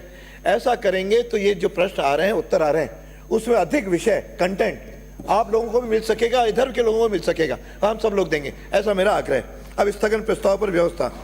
श्री गणेश राज बंसल सदस्य की ओर से हनुमानगढ़ नगर पालिका क्षेत्र की आवासीय कॉलोनियां राजस्व रिकॉर्ड में पायतन के रूप में दर्ज होने से उत्पन्न स्थिति के संबंध में श्री अमित चाचाण सदस्य की ओर से हनुमानगढ़ जिले में प्रधानमंत्री फसल बीमा योजना का क्लेम सैटेलाइट इमेजरी के आधार पर किए जाने से उत्पन्न स्थिति के संबंध में श्री जसवंत सिंह गुर्जर और एवं श्री संजय कुमार सदस्य की ओर से धौलपुर जिले में अघोषित विद्युत कटौती से उत्पन्न स्थिति के संबंध में श्री रामकेश सदस्य की ओर से पांचना बांध से कमांड क्षेत्र में पानी नहीं छोड़ने से उत्पन्न स्थिति के संबंध में श्री सुरेश मोदी सदस्य की ओर से विधानसभा क्षेत्र नीमका थाना में पिछले कई दिनों से 15 से 20 वर्ष के बच्चों के लापता होने से उत्पन्न स्थिति के संबंध में श्री समरजीत सिंह सदस्य की ओर से जालोर जिले के बागोड़ा उपखंड में पंचायतों के प्रस्ताव के बिना नवीन राजस्व ग्राम बनाए जाने से उत्पन्न स्थिति के संबंध में श्री मनीष यादव सदस्य की ओर से प्रदेश में निजी विद्यालयों को RTI के तहत पुनर्भरण राशि की विसंगतियां से उत्पन्न स्थिति के संबंध में श्री रविंद्र सिंह भाटी सदस्य की ओर से पश्चिम राजस्थान में पेड़ों की अंधाधुंध कटाई से उत्पन्न स्थिति के संबंध में श्री चेतन पटेल कोलाना सदस्य की ओर से प्रदेश में राजीव गांधी युवा मित्र इंटर्नशिप कार्यक्रम के तहत नियुक्त युवा मित्रों को अटल प्रेरक भर्ती में समायोजित किए जाने के संबंध में श्री सुरेश गुर्जर सदस्य की ओर से प्रदेश में सरसों और चने की सरकारी खरीद में विलंब से उत्पन्न स्थिति के संबंध में उपरोक्त प्रस्ताव ऐसे नहीं है कि सदन की पूर्व निर्धारित कार्रवाई को रोककर इन पर विचार किया जाए, अतः इन पर अनुमति देने में असमर्थ हूँ। श्री डॉक्टर प्रियंका चौधरी सदस्य की ओर से विधानसभा क्षेत्र बाड़मेर में मुख्यमंत्री मंगला पशु योजना का प्रभावी क्रियान्वयन न होने से उत्पन्न स्थिति के संबंध में श्री श्रवण कुमार सदस्य की ओर से सिंघानिया विश्वविद्यालय द्वारा फर्जी सर्टिफिकेट दिए जाने से उत्पन्न स्थिति के संबंध में कुमारी रीटा चौधरी सदस्य की ओर से झींगा फार्मिंग करने वाले किसानों को कृषि दर पर विद्युत कनेक्शन नहीं दिए जाने से उत्पन्न स्थिति के संबंध में श्री डूंगराम गेदर सदस्य की ओर से फार्मिस्ट भर्ती 2023 में चयनित अभ्यर्थियों को नियुक्ति नहीं दिए जाने से उत्पन्न स्थिति के संबंध में उपरोक्त प्रस्ताव भी ऐसे नहीं है कि सदन की पूर्व निर्धारित कार्रवाई को रोककर इन पर विचार किया जाए, अतः अनुमति देने में असमर्थ हूँ। फिर भी माननीय सदस्य डॉक्टर प्रियंका चौधरी, श्री श्रवण कुमार, कुमारी रीटा चौधरी एवं श्री डूंगराम गेदर को उनके प्रस्ताव के विषय वस्तु पर 2-2 मिनट बोलने की अनुमति होगी। इसमें भी एक मैं सुझाव दूंगा कि स्थगन प्रस्ताव किन विषयों पर लगाया जाए। कार्रवाई रोक करके स्थगन की बात कर रहे हैं, इसका मतलब मैटर जो है गंभीर होना चाहिए। रूटीन मैटर पे स्थगन नहीं मिलता, केवल जानकारी प्राप्त करनी है उसके लिए हम स्थगन लगाएं, उसके नहीं होकर के आप भी लगाएं, आपका अधिकार है। लेकिन विषय वस्तु जो तात्कालिक जिसके कारण से सदन की कार्रवाई रोकना आवश्यक है, ऐसे विषय पे ही आप लगेंगे तो निश्चित रूप से स्थगन का भी लाभ होगा। 295 श्री पूसाराम गोदारा सदस्य की ओर से विधानसभा क्षेत्र रतनगढ़ के कतिपय गांवों को नगर पालिका क्षेत्रों में सम्मिलित किए जाने से उत्पन्न स्थिति के संबंध में श्री संदीप शर्मा सदस्य की ओर से कोटा में डोमेस्टिक ट्रेवल मार्ट का आयोजन किए जाने के संबंध में श्री कालूराम सदस्य की ओर से सुकेत से पिपलिया चौराया भवानी मंडी पगारिया डग सड़क का नवीनीकरण किए जाने के संबंध में श्री ललित मीणा सदस्य की ओर से विधानसभा क्षेत्र किशनगंज में सड़क मार्गों के मध्य आने वाली वन भूमि का डाइवर्जन किए जाने के संबंध में श्री हाकिम अली खां सदस्य की ओर से विधानसभा क्षेत्र फतेहपुर में सड़कों के निर्माण एवं नवीनीकरण किए जाने के संबंध में श्री अरुण चौधरी सदस्य की ओर से जोधपुर, पाली एवं बालोतरा की औद्योगिक इकाइयों से निकलने वाले दूषित जल के संबंध में श्री जबर सिंह सांखला सदस्य की ओर से विधानसभा क्षेत्र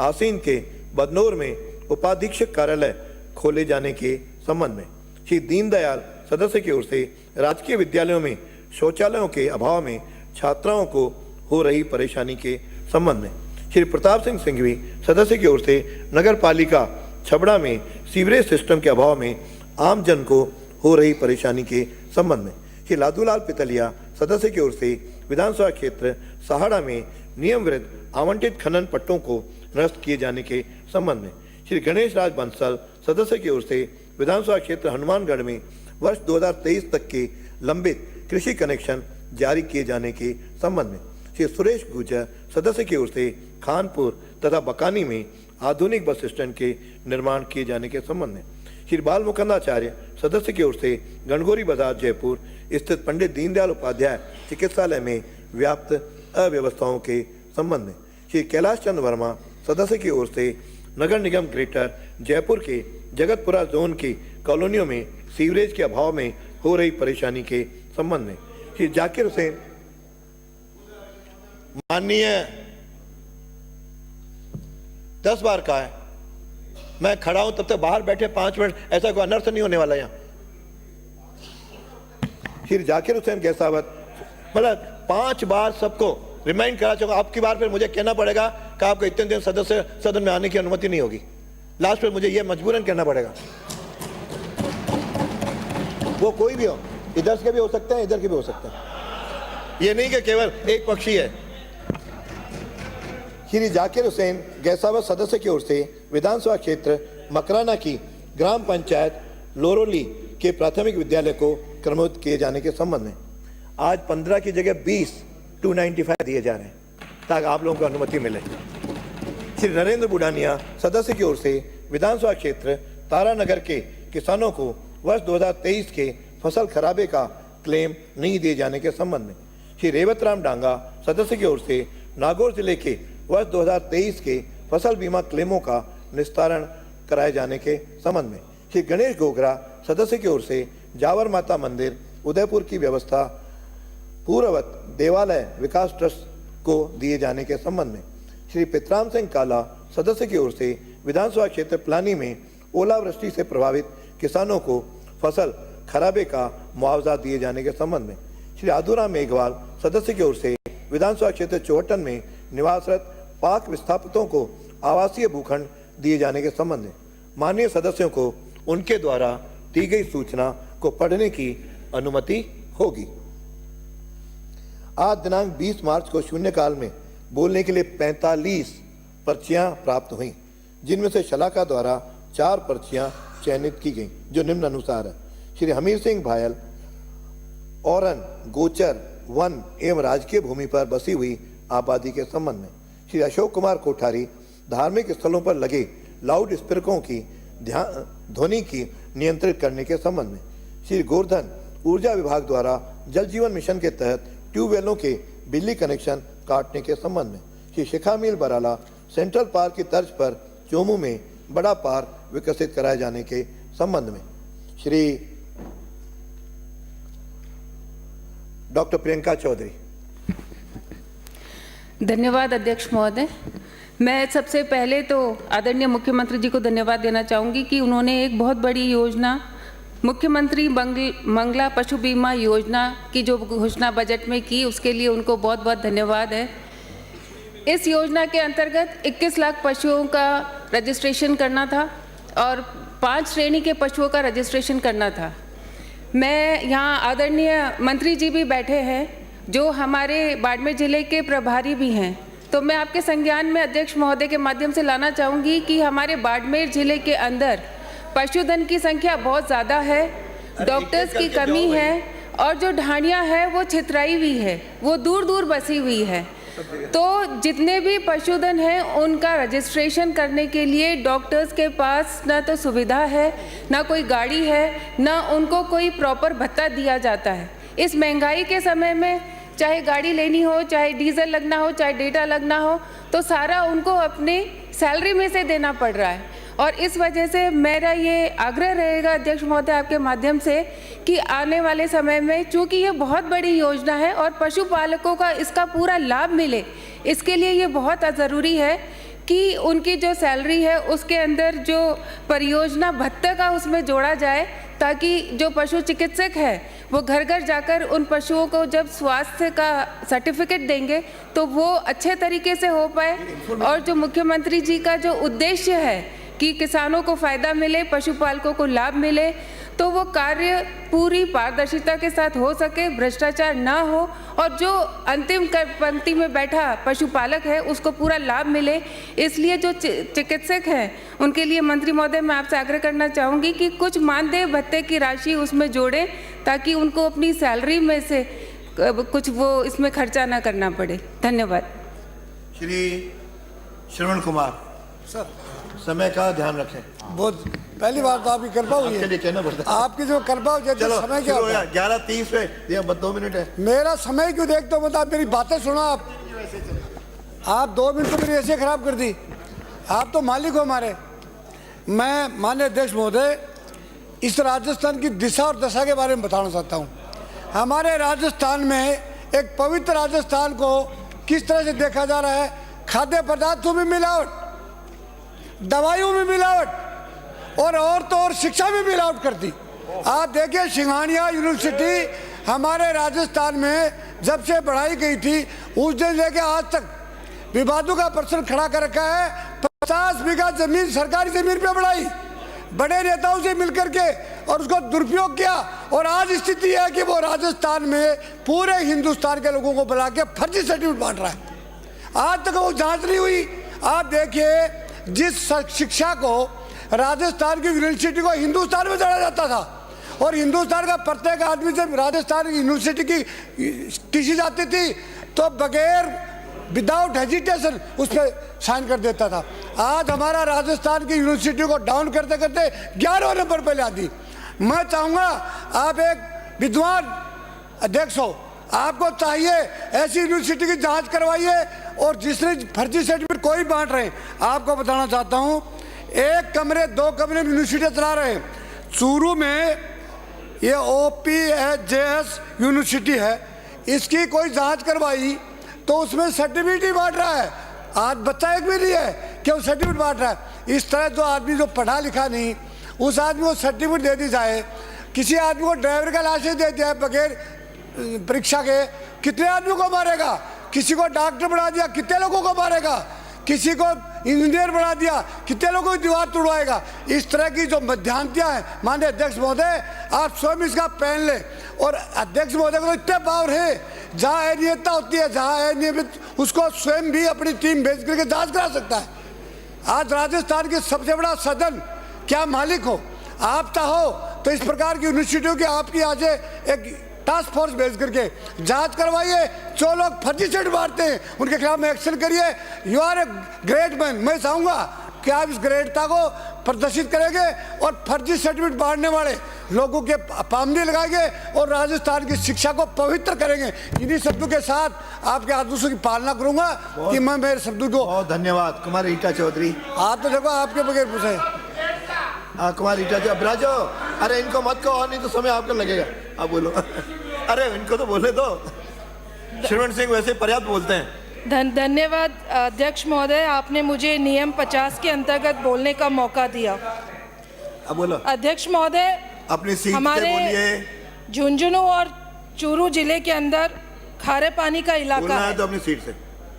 और खारा पानी जो है वो खेती के काम भी नहीं आता, तो वहाँ के किसानों ने तकरीबन 2000 के लगभग किसानों ने वहाँ पर झींगा फार्मिंग शुरू करी अध्यक्ष महोदय। और झींगा फार्मिंग उनको 5-7 साल से उन्होंने शुरू कर रखी है ताकि उनको उनकी कमाई हो सके, क्योंकि खारा पानी वो काम में ले नहीं सकते, खेती हो नहीं सकती है। लेकिन आपके माध्यम से मैं अपने बिजली मंत्री से कहना चाहूँगी कि जो झींगा फार्मिंग के लिए किसानों को जो बिजली का कनेक्शन दिया जाता है और बिजली का जो बिल आता है वो कॉमर्शियल रेट पर आता है, व्यावसायिक दर पर आता है, जो उनके लिए बहुत भारी है। जबकि हमारे पड़ोस के अंदर हरियाणा और पंजाब के अंदर झींगा फार्मिंग करने वाले किसानों को कृषि दर के ऊपर कनेक्शन दिया जाता है और उनका बिल जो है बिजली का वो भी कृषि दर पर आता है। तो मेरा आपके माध्यम से निवेदन है कि सरकार इस पर ध्यान दे, विशेषकर हमारे बिजली मंत्री इस पर ध्यान दें और किसानों के साथ न्याय करते हुए झींगा फार्मिंग करने वाले किसानों को रियायत दे, कृषि दर के ऊपर उनको कनेक्शन दिया जाए, उनके बिजली की बिल उस पर आए ताकि वो अपना आर्थिक जीवन उनका सुधर सके, वो अपना जीवन यापन कर सके। इन्हीं शब्दों के साथ धन्यवाद। श्री डूंगरराम गेदर। धन्यवाद अध्यक्ष महोदय, आपने मुझे स्थगन के माध्यम से बोलने का अवसर दिया। फार्मासिस्ट भर्ती 2023 3067 सीटों के लिए जारी हुई, जिसका परिणाम जारी हो चुका है। दस्तावेज सत्यापन भी अगस्त 2023 में हो चुके हैं और 5 जुलाई 2024 को प्रोविजनल सूची भी जारी हो चुकी है, लेकिन अभी तक अंतिम सूची जारी नहीं की गई, जिससे सभी अभ्यर्थी धरना प्रदर्शन कर रहे हैं सीफू के बाहर।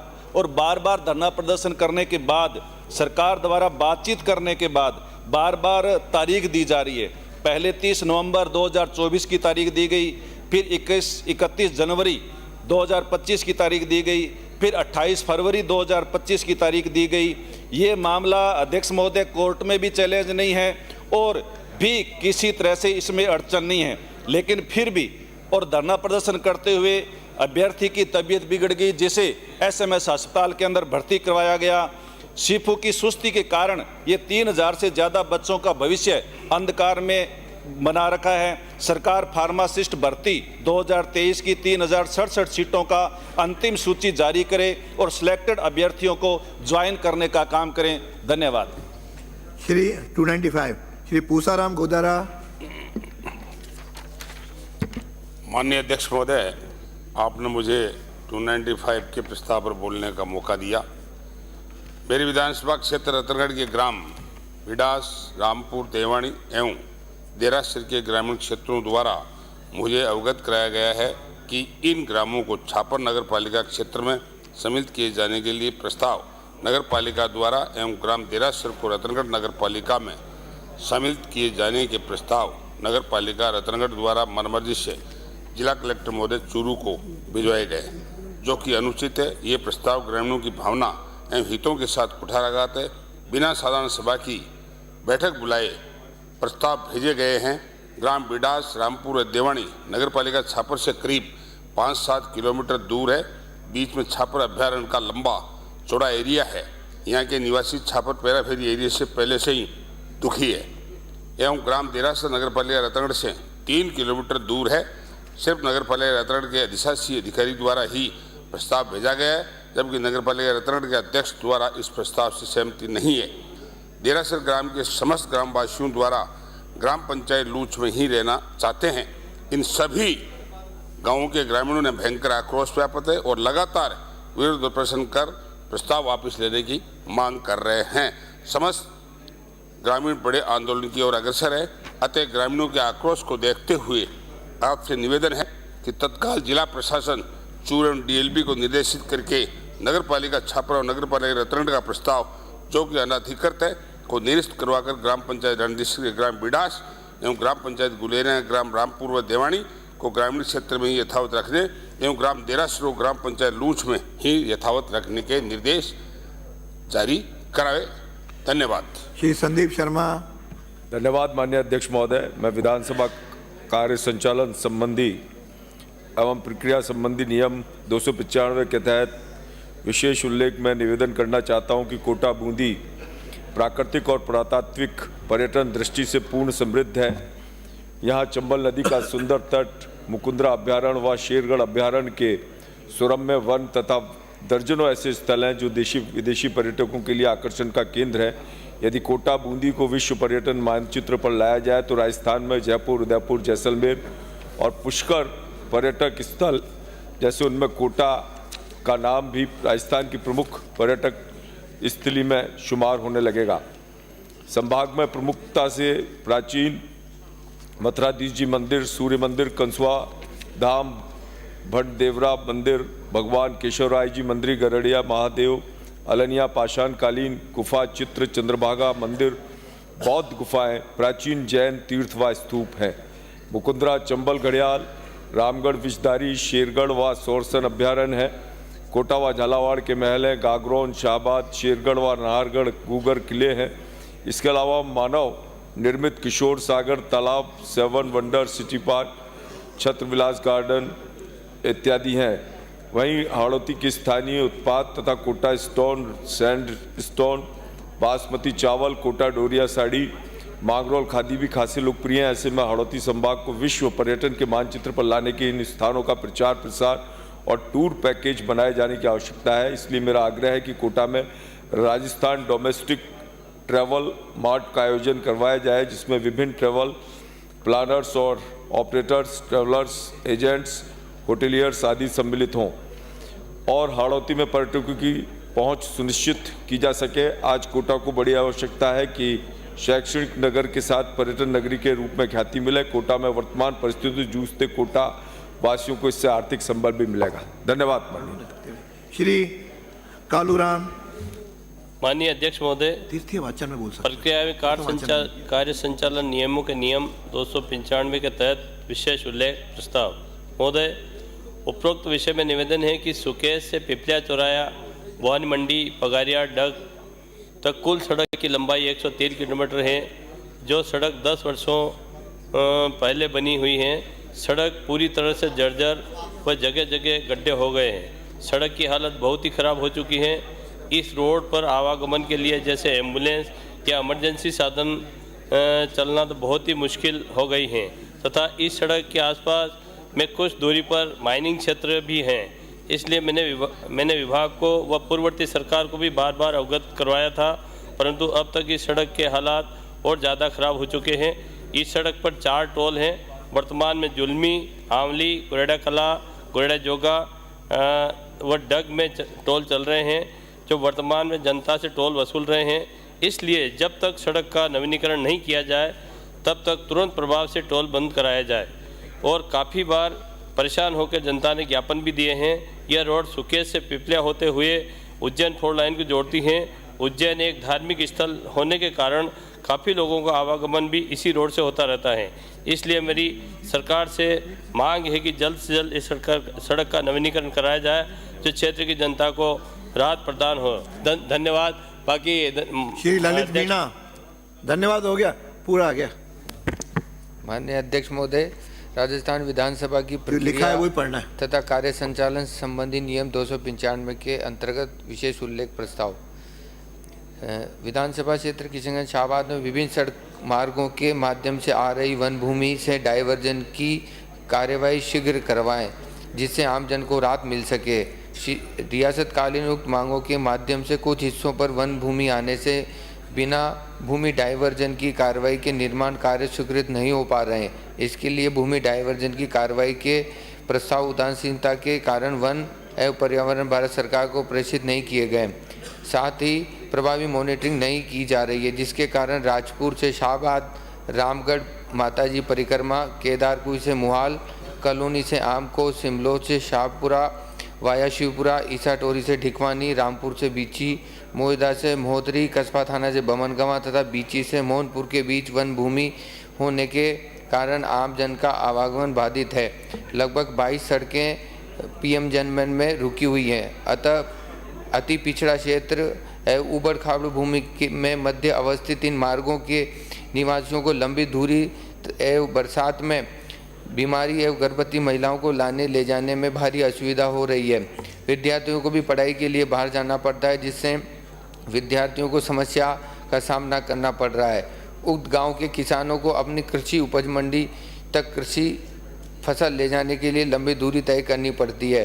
अतः शीघ्र ही इन गांवों की आबादी को विकास की मुख्य धारा से जोड़ने के लिए इन स्वीकृत प्रस्ताव सड़क निर्माण के माध्यम से आने वाली वन भूमि के डायवर्जन की कार्यवाही गति से करवाकर स्वीकृत सड़कों का निर्माण कार्य जनहित में करवाने का श्रम करें। धन्यवाद।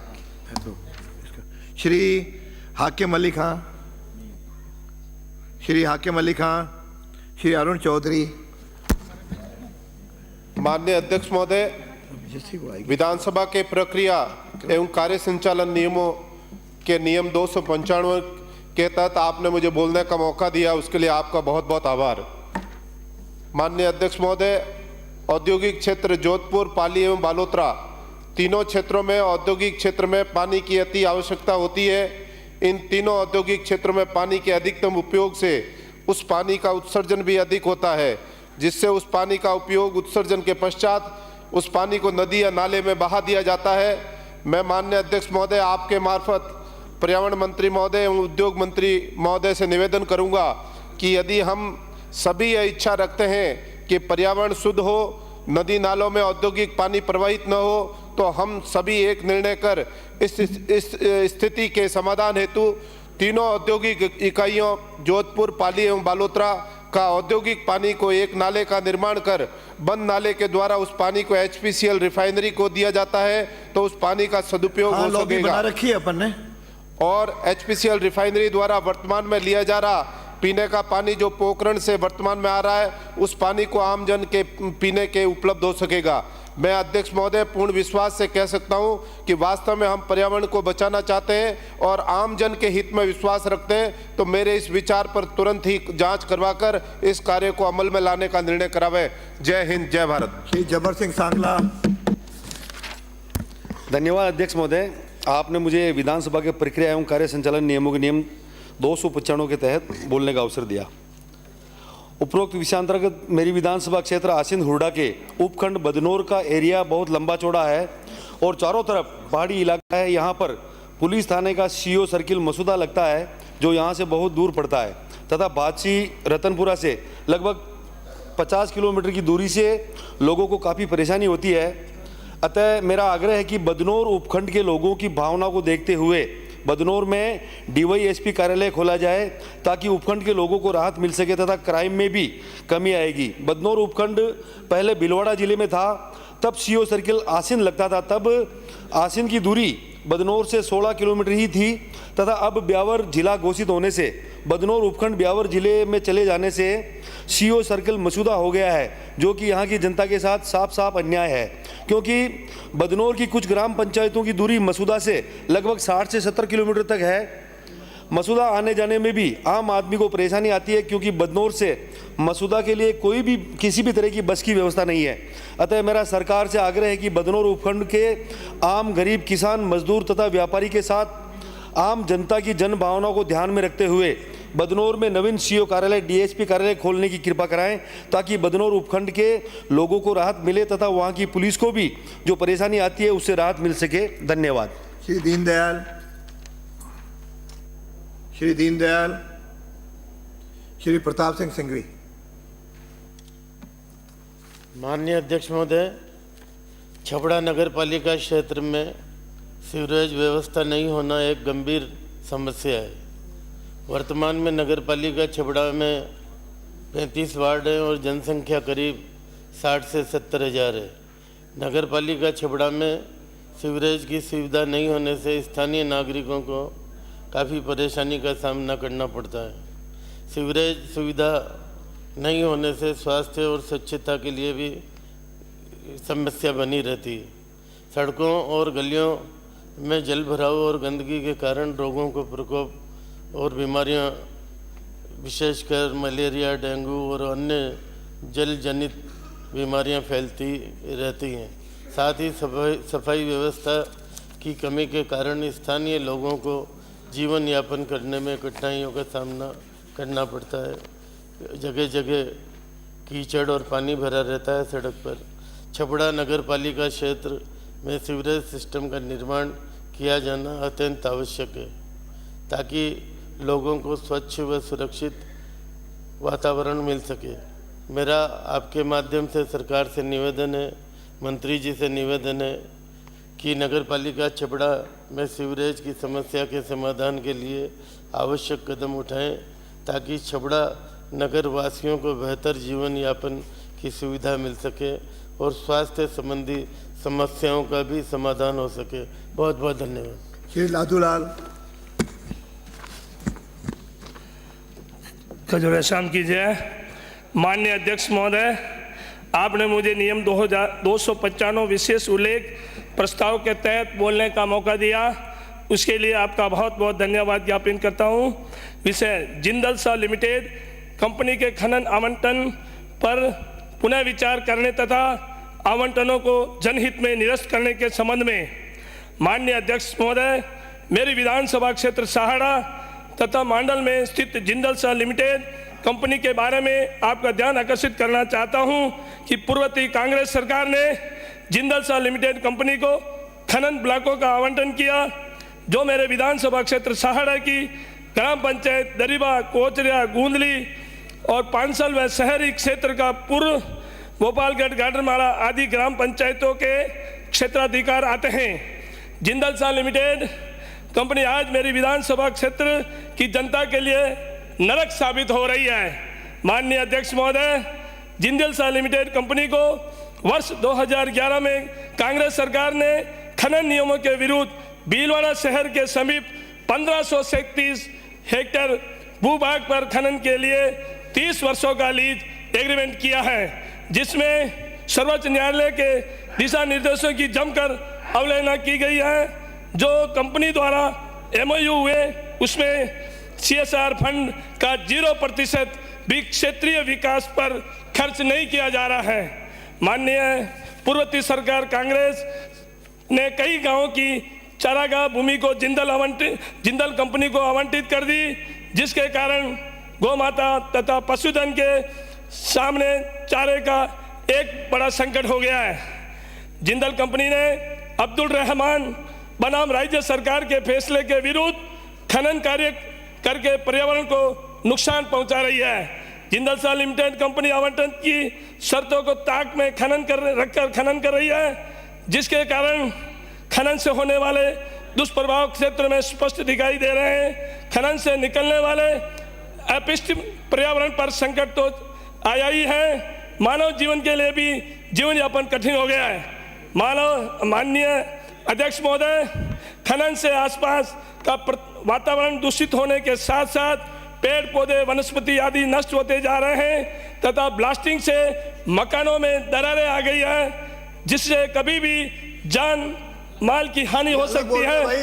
ये इसमें तो नहीं है, जो इसमें है अक्षरतः वही बोलना है, वही बोल रहा हूं। बाकी अंकित नहीं, मेरे पास लिखा हुआ है। हाँ, बिल्कुल वही बोल रहा हूं। ये अभी जो बोले 4 वाक्य नहीं है इसमें। निकलने वाले अपशिष्ट पदार्थों से आसपास की भूमि पूरी तरह से बंजर होकर अनुत्पादक हो चुकी है। कंपनी के उत्पादन से निकलने वाली जहरीली गैसों से आसपास का हवा ये भी नहीं है भाई, लास्ट पैरा है केवल ये रहा, तो आपका अलग लाए होंगे, हमें जो दिया वो ये रहा, ऐसा नहीं।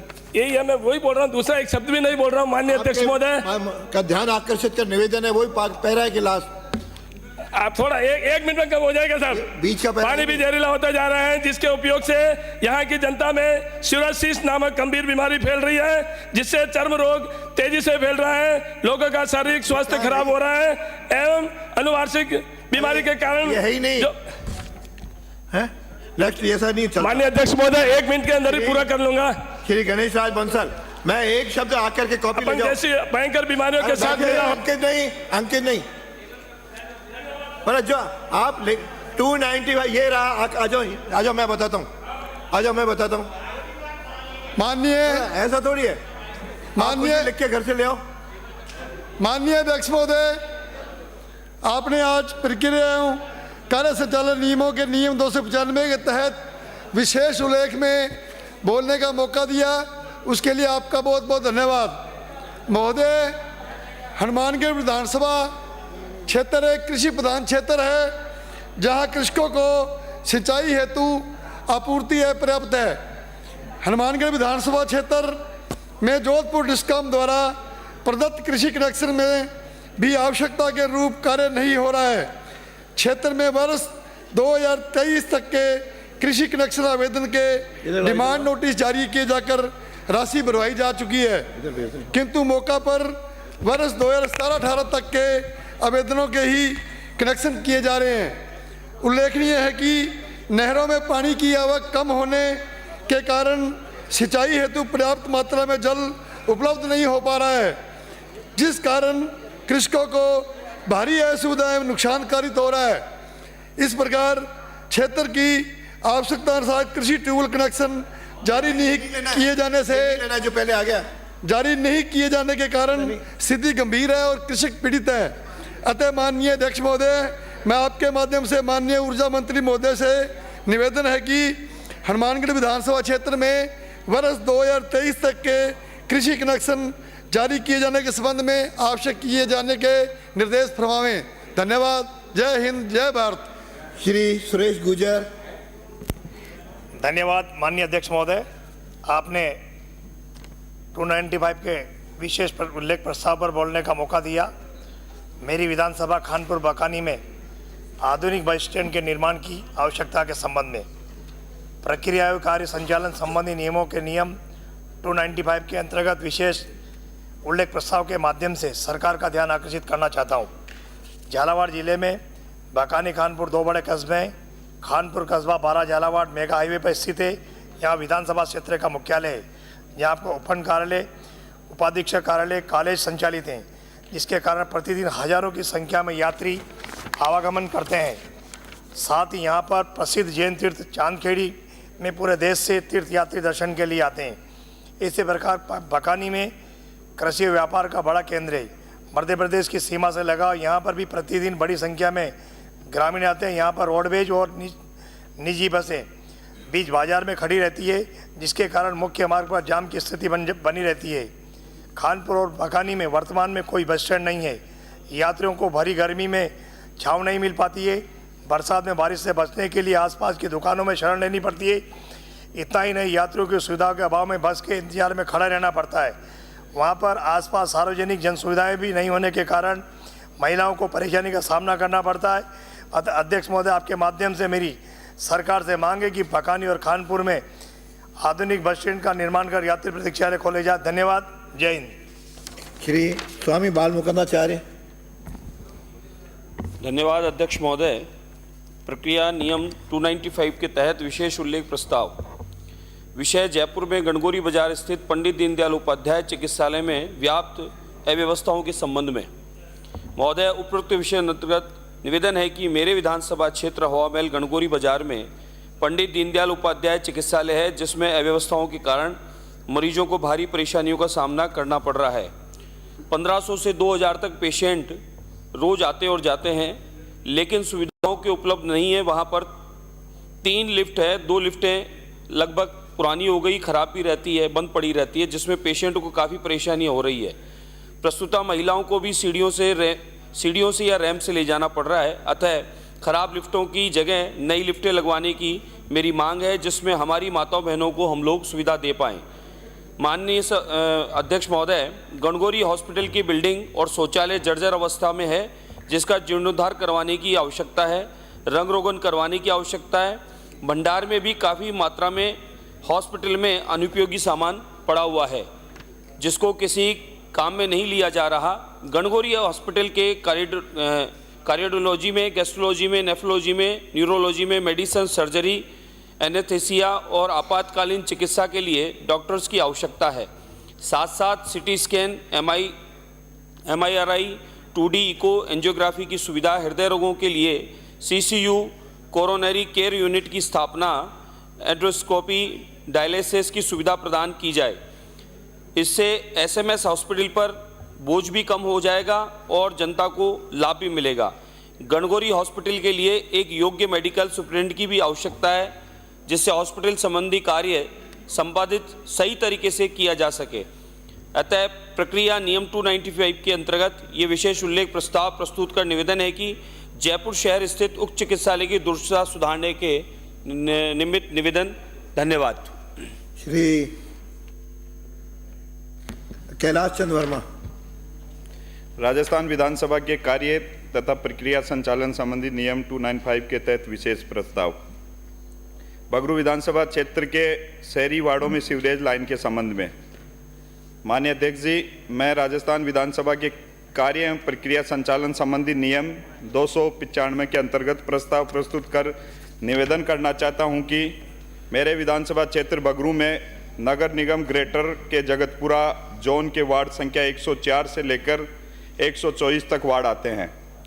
इन सभी वार्डों की विभिन्न कॉलोनियों में सीवरेज नहीं होने के कारण स्थानीय नागरिकों को भारी परेशानी का सामना करना पड़ रहा है तथा वर्तमान में जिन कॉलोनियों में सीवर लाइन उपलब्ध है वो भी काफ़ी समय पहले डाली गई थी तथा जिसके कारण बारिश के मौसम में ओवरफ्लो की बहुत ज़्यादा समस्याएं आती है तथा सीवरेज का गंदा पानी सड़कों पर फैल जाता है, जिससे स्थानीय निवासियों, स्कूली बच्चों एवं राहगीरों को आवागमन में परेशानियों का सामना करना पड़ता है। साथ ही बीमारियों के फैलने का अंदेशा भी बना रहता है। अतः मेरा माननीय मंत्री जी से आग्रह है कि जयपुर नगर निगम ग्रेटर के जगतपुरा जोन के वार्ड 104 से 124 में विभिन्न स्थानों पर सीवरेज लाइन के लिए एक मुश्त 50 करोड़ रुपए का बजट आवंटित कर अनुग्रहित करें। धन्यवाद। श्री जाकिर हुसैन गैसावत। माननीय अध्यक्ष महोदय, राजस्थान विधानसभा के प्रक्रिया तथा कार्य संचालन के नियम 295 के तहत विशेष उल्लेख प्रस्ताव। महोदय, प्रक्रिया के नियम 295 के अंतर्गत में सदन के माध्यम से सरकार से निवेदन करना चाहता हूं कि राजस्थान सरकार के आदेश क्रमांक F15-1 पुनर्गठन विधि पराविधि 2019/2999 दिनांक 15/11/2019 के तहत विधानसभा क्षेत्र मकराना के नव सृजित ग्राम पंचायत लोरोली का गठन हुआ था। राज्य सरकार के आदेशानुसार ग्राम पंचायत मुख्यालय पर उच्च माध्यमिक विद्यालय का होना अनिवार्य है। उल्लेखनीय ये है कि ग्राम लोरोली के 8 किलोमीटर की परिधि में कोई भी राजकीय उच्च माध्यमिक विद्यालय मौजूद नहीं होने के कारण ग्राम पंचायत लोरोली के 7 राजस्व गाँव के विद्यार्थियों को माध्यमिक व उच्च माध्यमिक शिक्षा प्राप्त करने हेतु लगभग 10 किलोमीटर दूरी जाना पड़ता है, जिसके कारण छात्र एवं छात्राओं को काफ़ी परेशानियां उत्पन्न होती है। अतः मेरा निवेदन इस सदन के माध्यम से सरकार से निवेदन है कि विधानसभा क्षेत्र मकराना की नव सृजित ग्राम पंचायत लोरोली को राजकीय प्राथमिक विद्यालय को उच्च माध्यमिक विद्यालय में कन्वर्नित कराया जाए, जिससे क्षेत्र के विद्यार्थियों को शिक्षा प्राप्त करने में परेशानी उत्पन्न न हो। धन्यवाद। श्री नरेंद्र बुडानिया, श्री रेवत राम डांगा। अध्यक्ष महोदय, राजस्थान विधानसभा प्रक्रिया तथा कार्य संचालन संबंधी नियम 1986 के नियम 295 के अंतर्गत विशेष उल्लेख प्रस्ताव। महोदय, नागौर जिले में करीब 2023 में शुरू में 40 दिन तक बारिश नहीं हुई और बाद में अतिवृष्टि के कारण विशेष रूप से मूंग की फसल का उत्पादन बहुत कम हुआ। किसानों ने प्रधानमंत्री फसल बीमा योजना के तहत बीमा करवा रखा था। बीमा की गणना फसल कटाई प्रयोग क्रॉप कटिंग के आधार पर की जाती है। नागौर जिले में ज़्यादातर क्रॉप कटिंग रिपोर्ट में खराबा पाया गया, परंतु बीमा कंपनी ने बेईमानी करके क्रॉप कटिंग पर झूठी आपत्तियां दर्ज करवाई, जिसको जिला शिकायत निवारण समिति DGRC ने एक नहीं बल्कि 3 बार आपत्तियां खारिज कर प्रभावित किसानों को बीमा का क्लेम दिलवाने के लिए प्रस्ताव कृषि आयुक्तालय जयपुर को भिजवा दिए। कृषि विभाग ने लंबे समय से नागौर जिले का खरीफ 2023 का मामला लंबित चल रहा है। साथ ही नागौर जिले में लंबे समय से जिला शिकायत निवारण समिति DGRC में किसान प्रतिनिधि नहीं है, जिससे